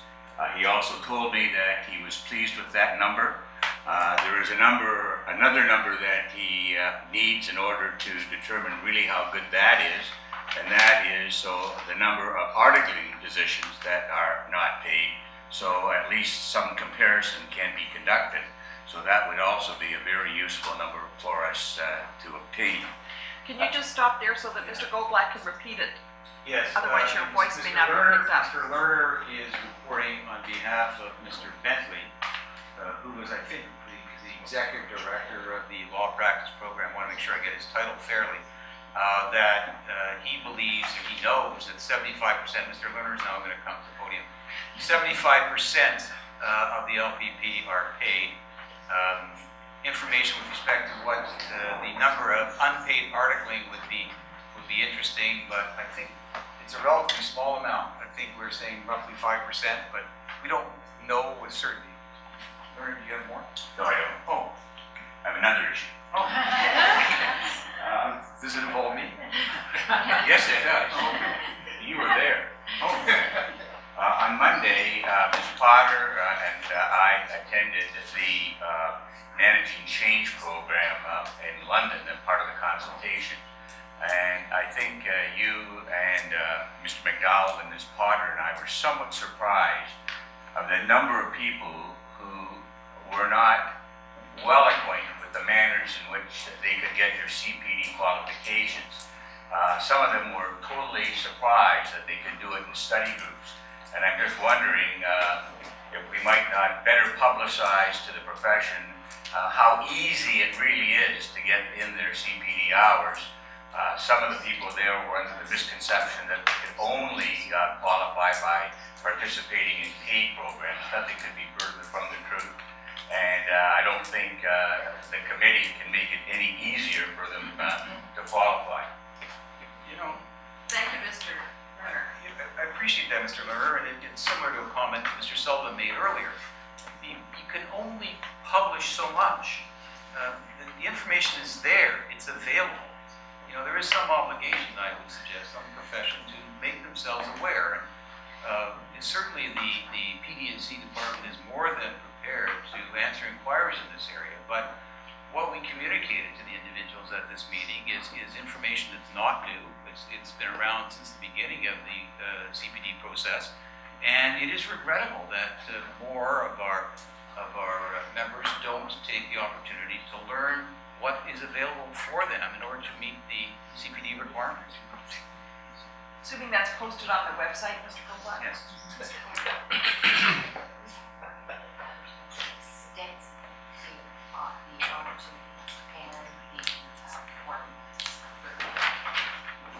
Ms. Miles would not want it left unsaid. And I think, I think it's appropriate because it is to some extent frustrating. Because there has been very extensive advertising and marketing of what's available, what the format is, how you can acquire this. So, aside from taking billboards, it's somewhat difficult. Mr. Sullivan, did you have something? Yes, briefly, thank you. I just wanted to highlight the improvements that have been made under the direction of our Executive Director, Diana Miles, to the articling program. The LPP, of course, is a major initiative to remove that barrier to licensing. But I remember during the articling task force meetings that Diana Miles and Treasurers Blitzen and Conley insisted upon the regulatory oversight being improved for the articling students. That's set out in board books, and I think it's a very important success of this term. Thank you. Thank you very much, Mr. Sullivan. Ms. Go. I have a question about the LPP, and as a follow-up to Mr. Shaver's question, do you have a breakdown in terms of the background of the students who are in the LPP program? Because I remember earlier concerns were that people from certain groups such as racialized, people with disability, women, Aboriginal, tend not to have articling position. So whether you are keeping track of the people who are participating in these programs, and of those who are paid versus those who are not paid, whether you have those statistics as part of the understanding of the challenges facing racialized lawyers. Right. We are. Can you repeat the question? Okay, the issue essentially is whether in the LPP program, and I apologize, Ms. Go, if I don't capture it entirely, but as I understand, the question is essentially in terms of the LPP program, are we keeping track of the numbers that are racialized or Aboriginal candidates? And I can say yes, we are, and the number is approximately 37%.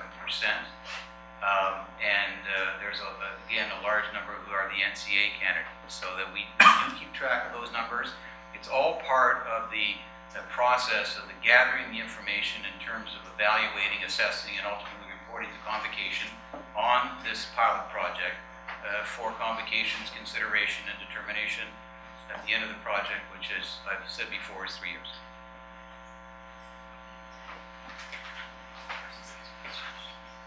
Ms. Lipa? Thank you. Thank you, Treasurer. Committee's pilot project, which was developed to address licensing issues for lawyers, particularly to address the lack of article positions. I would like to ask the PD&C Committee to consider a similar project implemented for paralegals to address the lack of placements, quality of those positions, and compensation during them, in order for paralegals to complete their licensing process. I'd also like to consider addressing the high unemployment rate for paralegals, particularly the lack of opportunities for them to work within law firms, and what can be done to promote us. If you are not in a position to answer that today, can you advise us by next convocation? Thank you. Let me just very briefly respond and say that you can obviously take this under advisement, but, you know, as was aware, the path of entry into the paralegal practice and the path of entry into the lawyer practice are not identical, and there are, you know, significant differences with respect to it. But, you know, perhaps we can certainly discuss this further with Ms. Lipa and with paralegal standing, and report as is appropriate to convocation. Not undertaking to do so because there may be nothing to report, but certainly take it under consideration. Mr. Campion, did you have something? Thank you, Treasurer. My question's been answered. Any other questions or comments in the room? Ms. Hare? Yes, Do you want to just move to the podium? Thank you. of the 25 to 30% unpaid LPP persons, how many of those are Aboriginal? You know, thank you, Mr. It's a good question, and I just don't have the answer, but we can see if we can try and find out. We don't have that data currently. I appreciate the question. Any other questions or comments in the room? The conference is no longer in lecture mode. Could you go to the... Sure. It's in lecture mode. Mr. Wardle?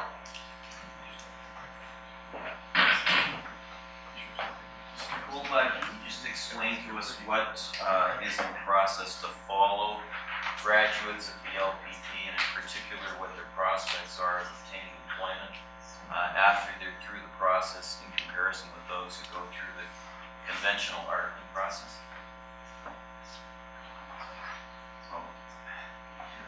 Right now, Mr. Wardle, we're focusing on evaluating the LPP program in order to ensure that it provides a very appropriate and suitable and excellent alternative to the articling process. And we will be conducting an ongoing evaluation, and as part of that, as part of the general report, we'll be giving whatever information we can obtain as a result of the evaluation of that, taking a look at the new enhanced articling requirements, and make a fulsome report to convocation. Mr. Chavis? Sorry, yes, Treasurer, maybe I'll just go to the lectern.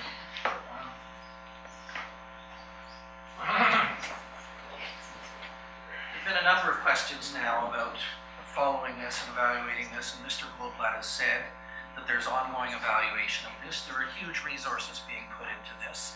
I appreciate that it's a 3-year pilot project when this was approved, but that doesn't mean that there can't be some interim reports to convocation on the reactions to it and how it's being managed and whether it needs improvement. I think this is something that's clearly ought to be something that should involve some regular reporting to convocation about. And I think what we're hearing when we've asked now twice about evaluation is it's ongoing and they'll tell you when we tell you. And I submit that that's not good enough.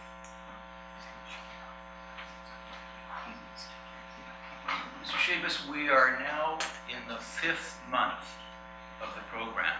This is a program that I think Convocation will appreciate has had to get up and running extremely quickly because of the process of passage it by Convocation, determining who the providers would be, bringing the process into effect, and now introducing it and moving it through the first 4 months.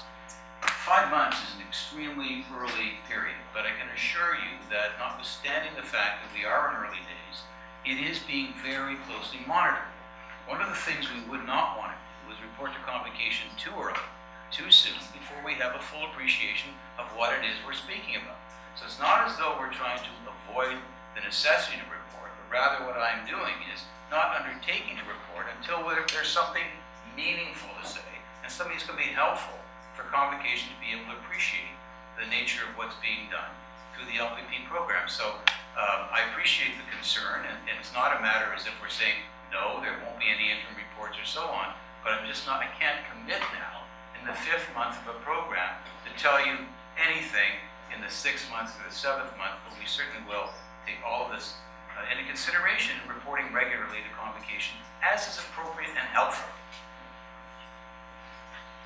Okay, any further questions or comments in the room? On the phone? Conference is no longer in lecture mode. Questions or comments on the phone? Yes, Treasurer.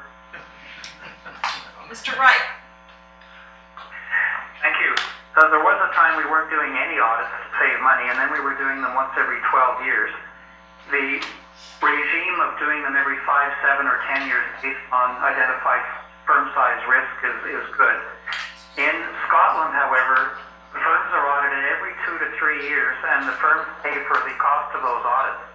That doesn't sound as bad as it seems, because it serves to reduce the amount of fees and levies Scottish lawyers otherwise have to pay.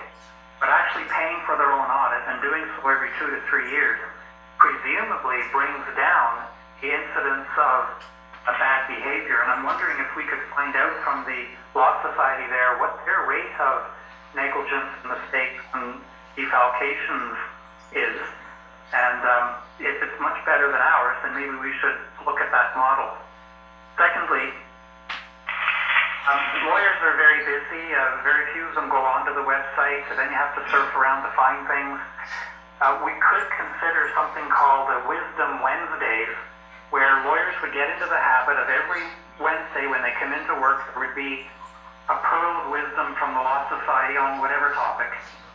That would be 52 such pearls a year, and one of them could be to remind people of how they can meet their CPD requirements. Others could be a little blurb on the red flags of fraud and so on. Every Wednesday we would receive something from the Law Society that would be of benefit to the profession. Third, the number of paralegal students in the colleges ramping up quite substantially is very similar to the law schools ramping up the number of students. All of this ramping up is done with precisely zero analysis as to whether they'll all be needed and be able to find jobs. Fourth, the reason real estate law produces such high claims is because it's a lot more involved and tricky an area than non-real estate lawyers realize. And it is also partly due to the myth that real estate law is somehow a commodity. And the lawyers who think like that are doomed to be negligence bombs. And if they think they're going to be saved by title insurance, then they do not understand title insurance. Thank you. Any further comments or questions on the phone? Oh, in the room, Ms. Potter? The conference is in lecture mode. I'm sorry to prolong this, but I was wondering if it would be helpful in terms of the, I hate to interrupt, but if you go up to the podium, it'll save the time of trying to repeat it. Thank you.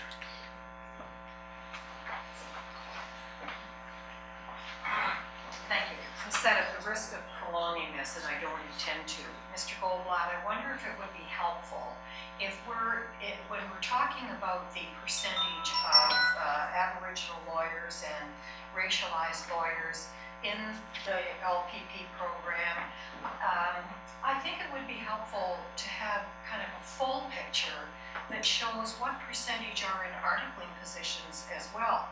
How many of the people are in unpaid co-op positions? I think we need to have a fleshed out picture so we can make a comparison about the LPP program and the communities that are represented in them, as well as within articling. Thank you, Ms. Potter. Thank you. Anything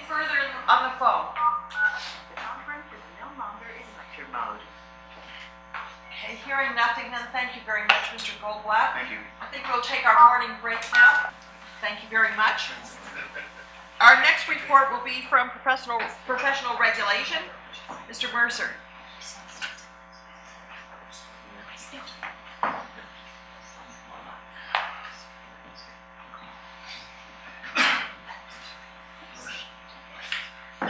Treasurer, I have two reports by way of information, and they're both status reports. The first is the report which is before you with respect to the Alternative Business Structures Working Group. As you know, in September, a discussion paper was released, and we have been meeting in that context with a number of legal organizations and with the professions across the province. In the report before you, there were about 20 such meetings listed by the end of 2014, and those meetings have continued in 2015. As well, we've referred in the report to meetings with others, experts and people with information that is of interest to the working group, which is reported to Convocation and through Convocation to the profession, so that people will know what we've been up to. The literature as well has continued to develop with respect to ABS, and there's a reference to a very interesting paper that is well known by Nick Robinson, which is summarized in the document. Where we are now is that there are some further responses to the discussion paper which are coming in this week. I don't propose to report as to what has been said in the various responses today. There have been some 35 or so that have been received. There'll be further received, as I said, by the end of tomorrow, I anticipate. And it's my expectation that there'll be a report to Convocation in February, essentially summarizing what we've heard. Thank you. And the second item for information, a status report on entity and compliance-based regulation. Convocation will recall that the Professional Regulation Committee was directed to explore this new approach to regulation, to consider its application and to make proposals if appropriate for Ontario. Let me simply summarize the concept so that everyone remains clear. Our existing form of regulation can be conceived essentially as being the setting of conduct rules, receiving complaints with respect to allegations of misconduct, investigating those, giving advice and caution where appropriate, and continuing on to discipline where appropriate for breach of rules. That all in its nature is found when an issue arises by complaint, not invariably, but that's the dominant means, and then retrospective sanction based on non-compliance with rules. The approach which is being explored and which has been found to be useful in other jurisdictions is to recognize that accidents can be prevented as well as dealt with after the fact. And so what is sought to be examined is the encouragement of better practices, better procedures, better cultures within firms to try to ensure that best practices or better practices are followed in an encouraging way, in a preventative way, as opposed to an after-the-fact penal way or punitive way.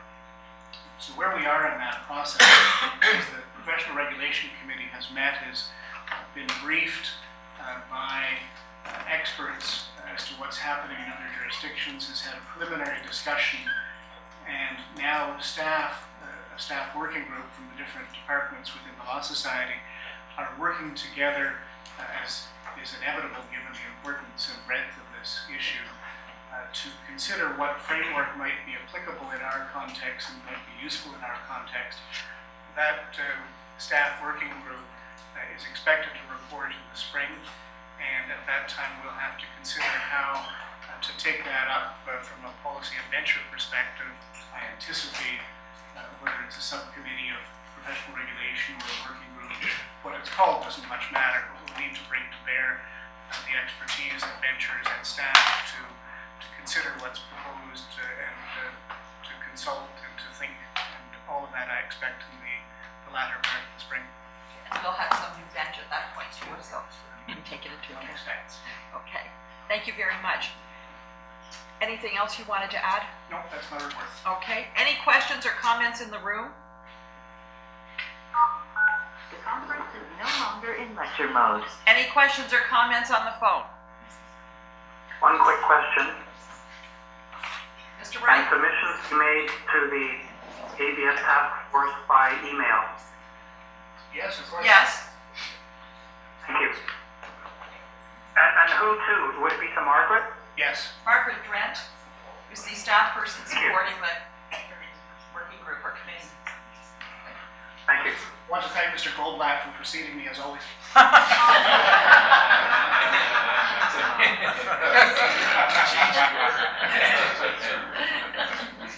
Thank you.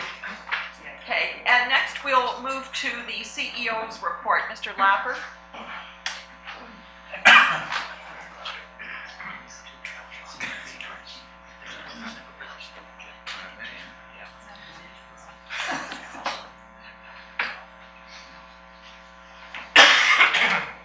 Thank you very much, Treasurer. Ventures.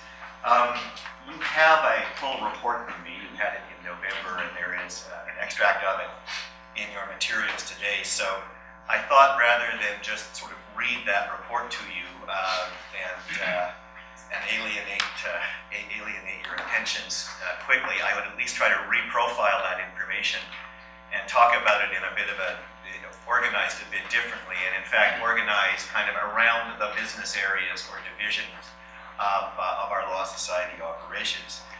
I unfortunately also have had to follow Mr. Goldblatt, and it appears that Mr. Goldblatt and I have the same script writer, so that some of my content that I was planning on using has already been overtaken. Fortunately, our numbers are almost the same as well, so we've got.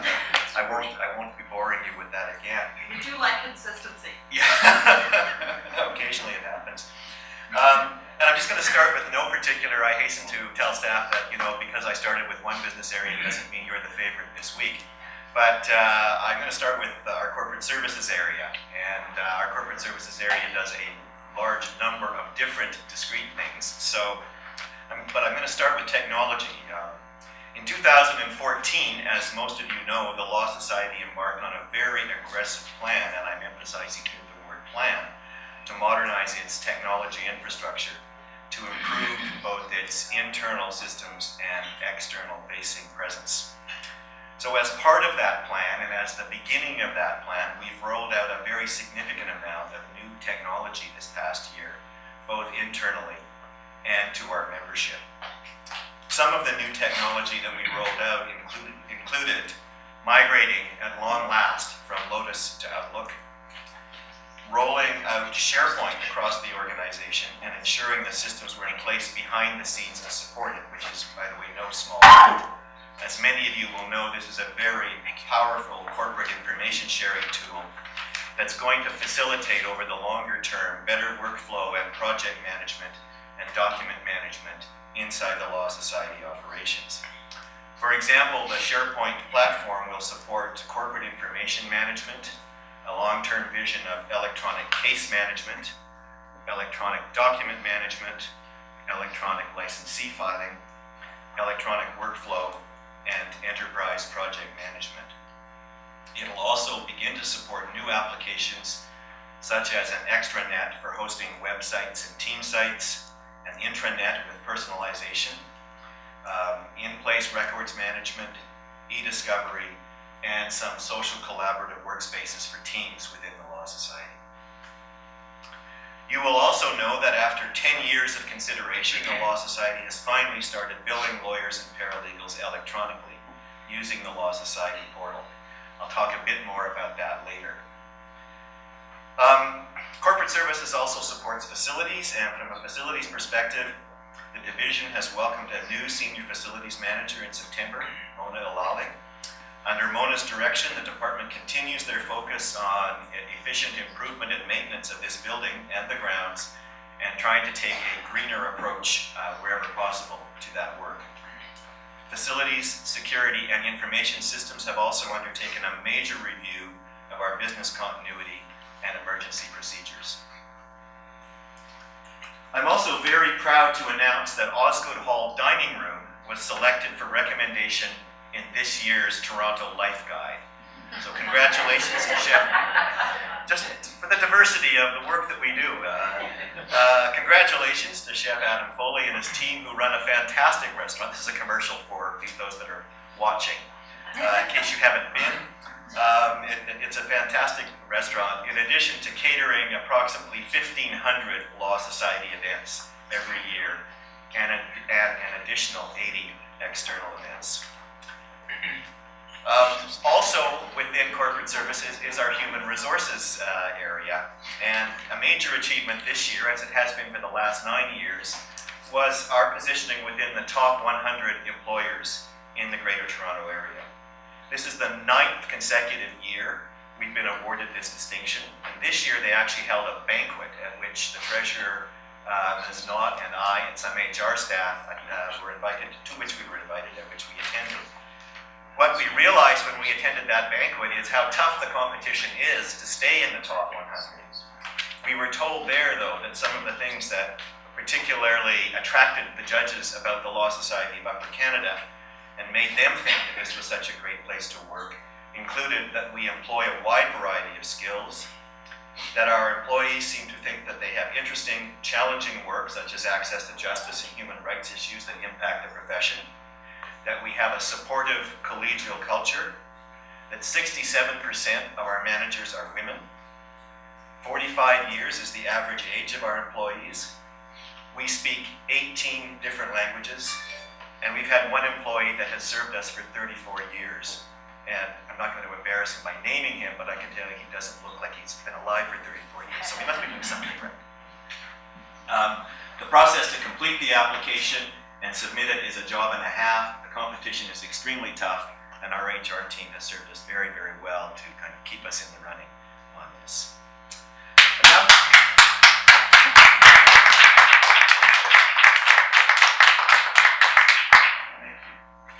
I'm now going to turn to our finance department. So, as you will know, after many months of preparation and consultation by the finance department with all Law Society departments and ventures, our budget was approved. My report contains the highlights of the budget, and I'm not going to go through with them then. With you now, I think we're very pleased to be able to maintain next year's budget, the fee under next year's budget for both lawyers and paralegals at a consistent amount. But in case you think that we're now resting on our laurels and cannot take a break from all that, think again. The work is already underway to prepare a budget for 2016. With the encouragement of the Audit and Finance Committee, we're working to make the information set out in our 3-year budget projections even more meaningful so that it can better aid Convocation in having kind of earlier discussions about budget priorities and better aid the Audit and Finance Committee doing the same thing. Finance also, at the end of the year, finishes a marathon that relates to the preparation of the financial statements for the Law Society of Upper Canada, Library Co., the Law Society Foundation, and the pension plan for the employees of the Law Society. They completed the interim fieldwork in November with Deloitte on site for a week, and staff worked very hard to get to the December 31st fiscal year end for all entities. And with auditors on site now for the next few weeks to complete that work.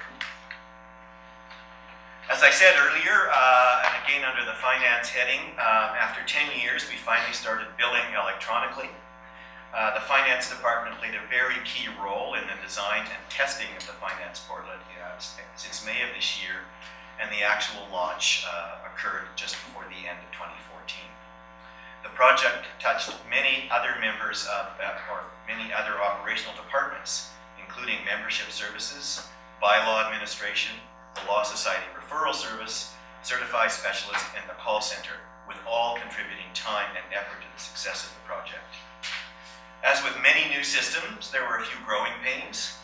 To their enormous credit, Finance was quick to provide a workaround to some of the issues that emerged by virtue of the fact that our relationship, including our billing relationship as regulator, is with individual lawyers, and in some cases it works better for some firms to have this billing aggregated.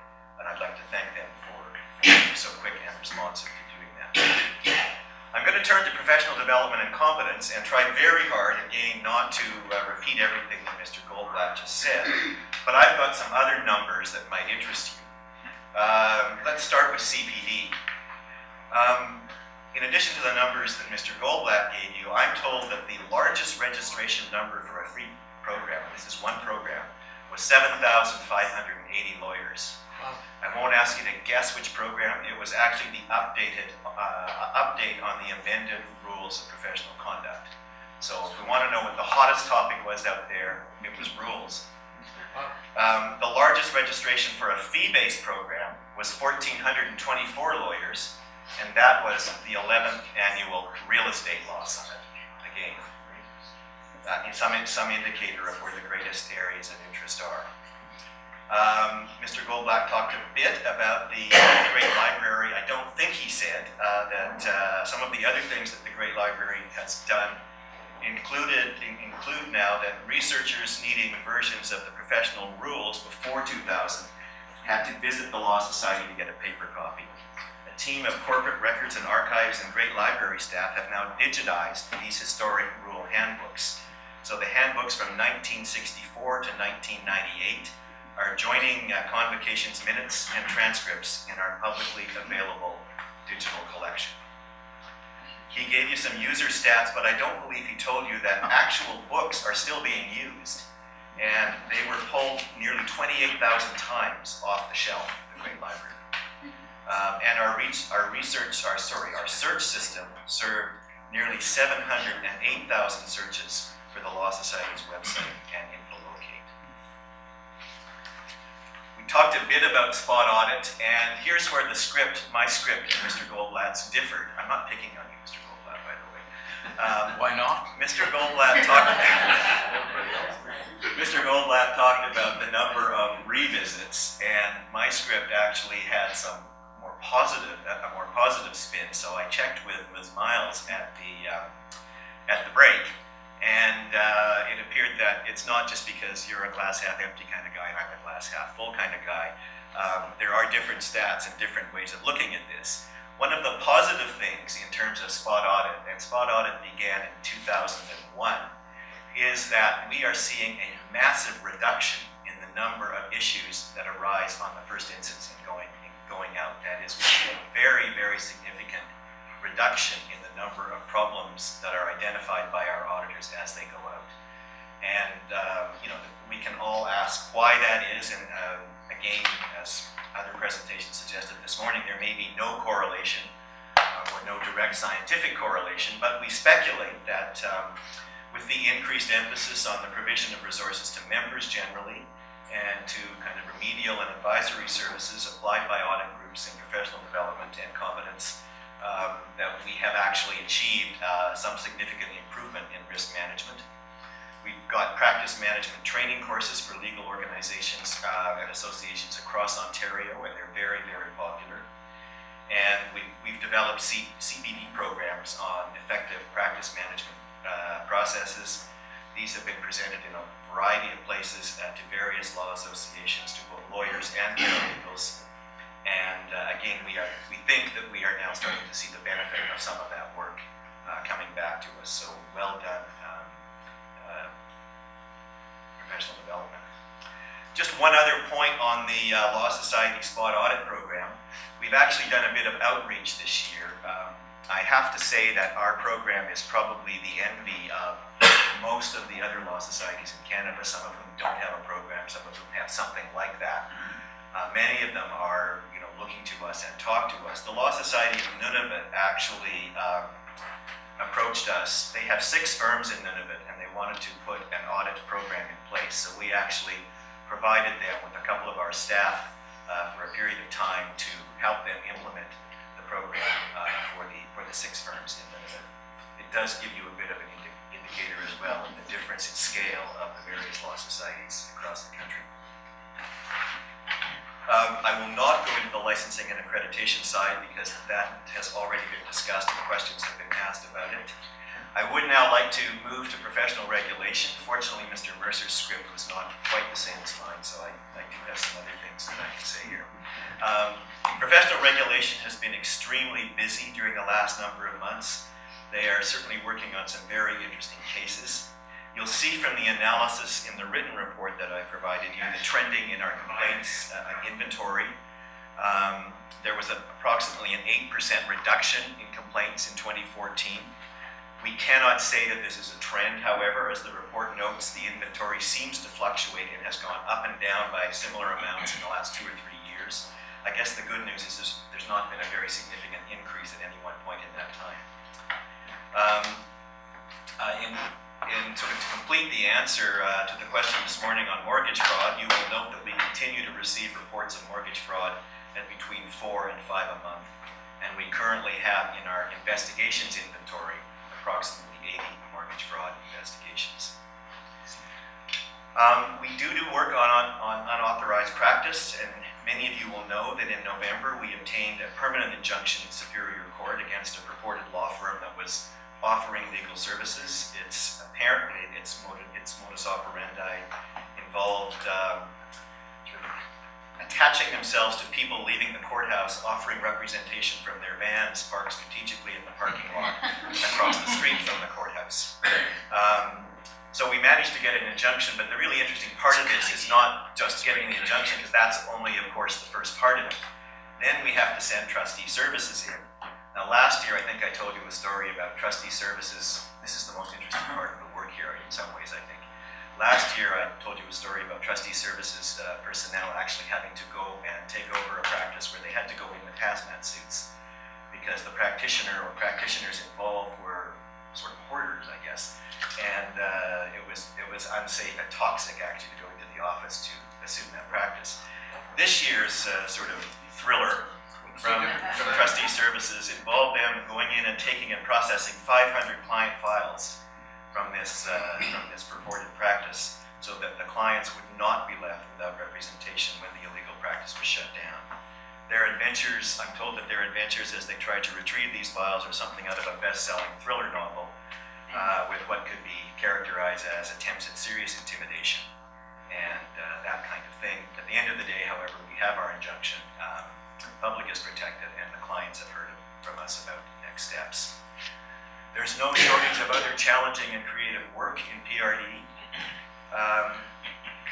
We are now receiving numerous complaints from claimants under the Indian Residential Schools or IRS adjudication process.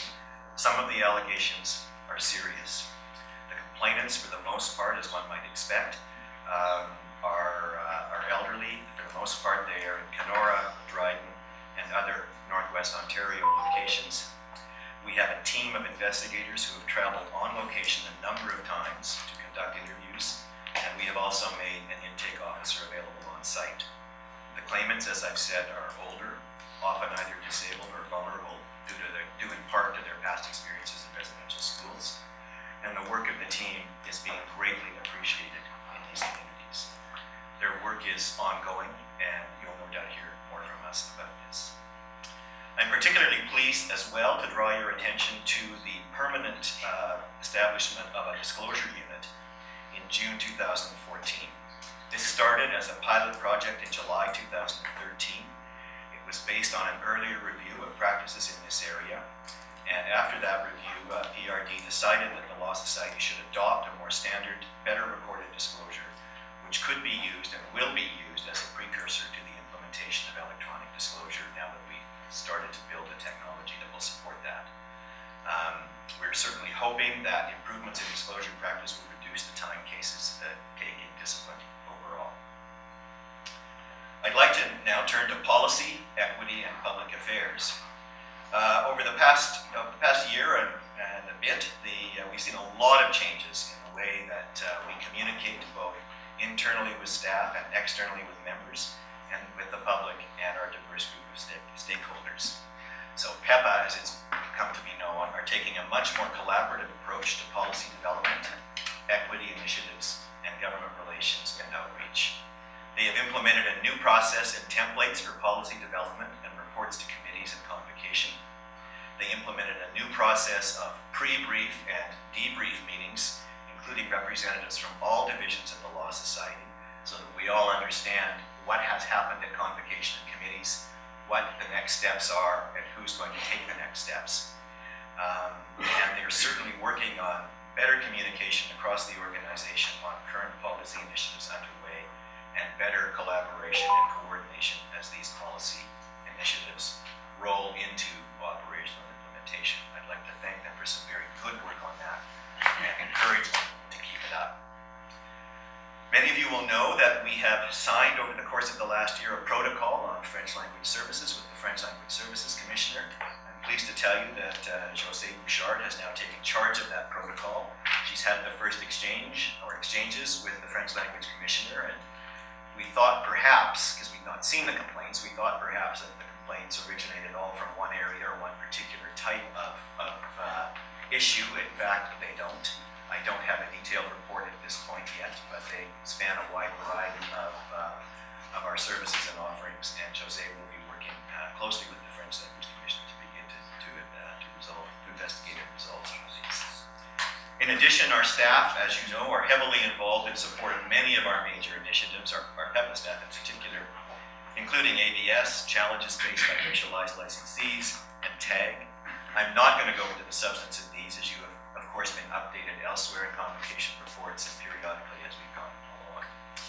In addition, as you will note in my report, our staff are playing a very significant role in the support of the work of the Federation of Law Societies. Indeed, I dare say the Federation would not be able to do its work at all without the support offered by many of us. PEPA is also going to be, of course, involved in the 2015 venture election, and Jim Barrow is the elections officer and will oversee the elections process. Any questions about it can be directed to Jim. I planned that ahead, Jim, so I hope that's all right. And finally, of course, looking ahead, this will also mean that once the new bench takes office at May Convocation, we will start a new strategic planning process to identify priorities for the upcoming bench term. Led by Diana Miles, we've already started planning this process with a group of benchers. This will be an interesting process, I think. Our goal is to get a well-defined and focused set of priorities for the next 4 years so that we can improve our planning and resource allocation and ensure that it is targeted to the areas that benchers see as most important. Now I'm going to stop here and ask if there are any questions. Mr. Webb?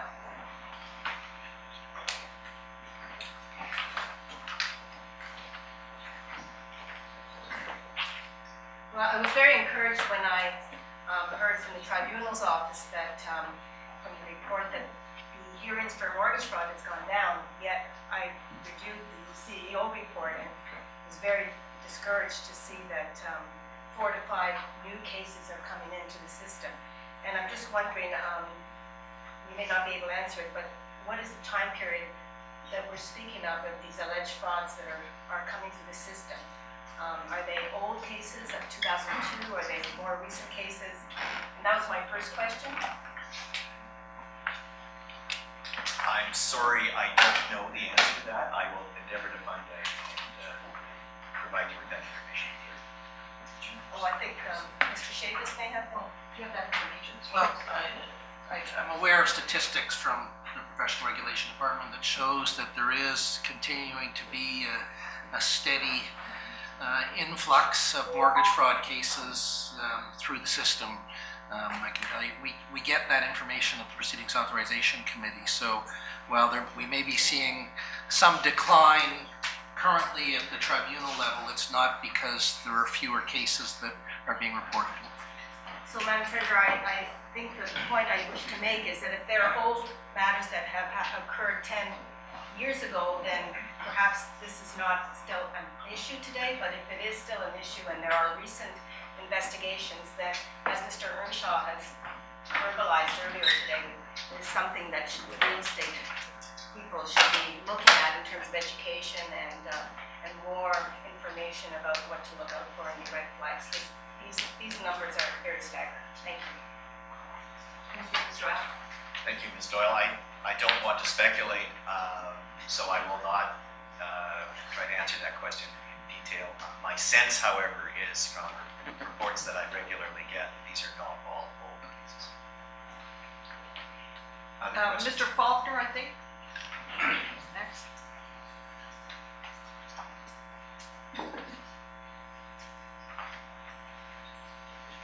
Thank you, Madam Treasurer, through you to Mr. Lapper.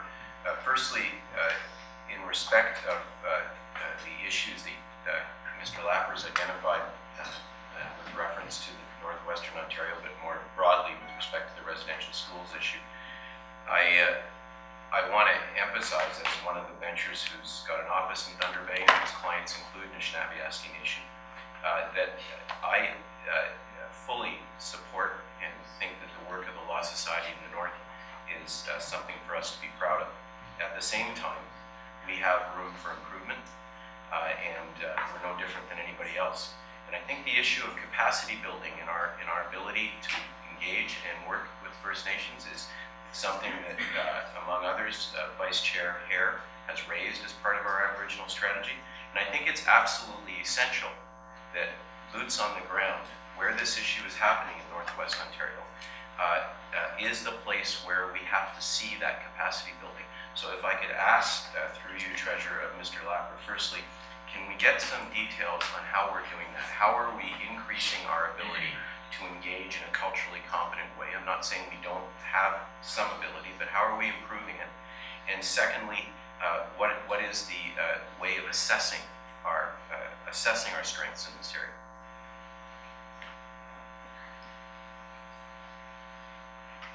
Thank you, Mr. President. We have a number of initiatives ongoing with respect to, as you call it, boots on the ground, engagement of First Nations. I don't have the details here, so I can't answer that question in detail. We regularly review them in terms of, is this the best approach? We are talking all the time to our stakeholders, including our First Nation and Indigenous stakeholders, about what kinds of work would be most meaningful to them. I don't want to pretend that that's always been the case. This has been a relatively recent initiative. But it is a priority, certainly, of the work of PEPA. It is a priority for me personally to get out and get on the ground and ensure that the Law Society has a presence where that presence is appropriate. And I assure you that work will continue and be enhanced. And we certainly take the guidance, have taken the guidance of the Equity and Aboriginal Affairs Committee and other ventures who have provided us with ideas and support. And if I can just follow up to say, Madam Treasurer, that this week alone, and it gives me real satisfaction to say this week alone, I was at my Thunder Bay office, and who happened to be meeting this week, but the Yakabuchi Advisory Committee to the Attorney General, and who sits on that committee, is included our CEO, Rob Lapper. And I think the fact that the Law Society is participating at that level and involved in the dialogue at that level is a refreshing change, and I think it augurs of good things to come. So in my view, we have lots of work to do, but to see us involved and engaged at that level is a source of satisfaction. Thank you, Treasurer. Thank you, Mr. Faulkner. Mr. Sway.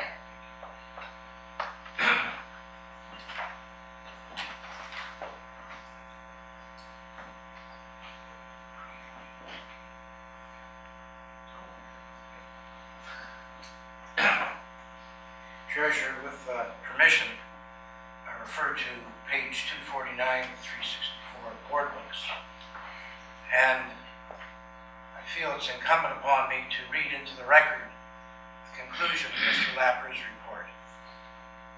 This report once again serves to remind me of what an intense and complex agenda the Law Society of Upper Canada is currently serving to meet.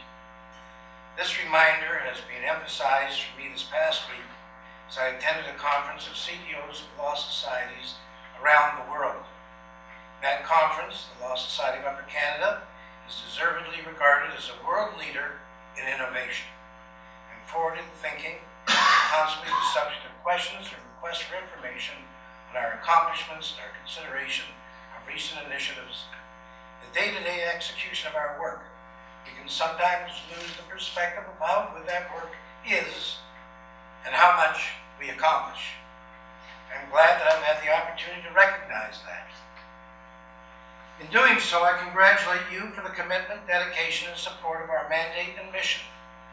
The world leadership role we take is a reflection of the leadership you brought to our table. In saying this, I want to particularly acknowledge our new treasurer, Janet Miner, for deep commitment in her role and to make a difference in her fresh approach to leadership. It is already a sincere pleasure to work with her. The last paragraph. Of course, none of this could be accomplished without the support of the superb staff who we work with daily. The variety of issues and initiatives in this report will give you a sense of the dynamic environment in which we are working and the challenge of supporting ideas and initiatives in fairly constant change. That staff continues to rise to meet the challenge is a tribute to all of them and deserving of our utmost gratitude. Treasurer, we should be very, very proud of those last statements. We don't realize the amount of work that's done around this table in this convocation. For those people who are thinking of running for bencher, this is probably one of the most rewarding things they will ever do in their lifetime. I encourage anyone who's interested in running, please do. Those who are already running, do it again. In conclusion, the staff we have is phenomenal. We don't always appreciate everything that is done. However, having said all of that, I think Convocation should give a round of applause to our staff in putting this operation together and keeping us going. It's changed considerably since I arrived here in 1995, and we should be very, very proud of what we're doing. Thank you. Thank you. Here, here.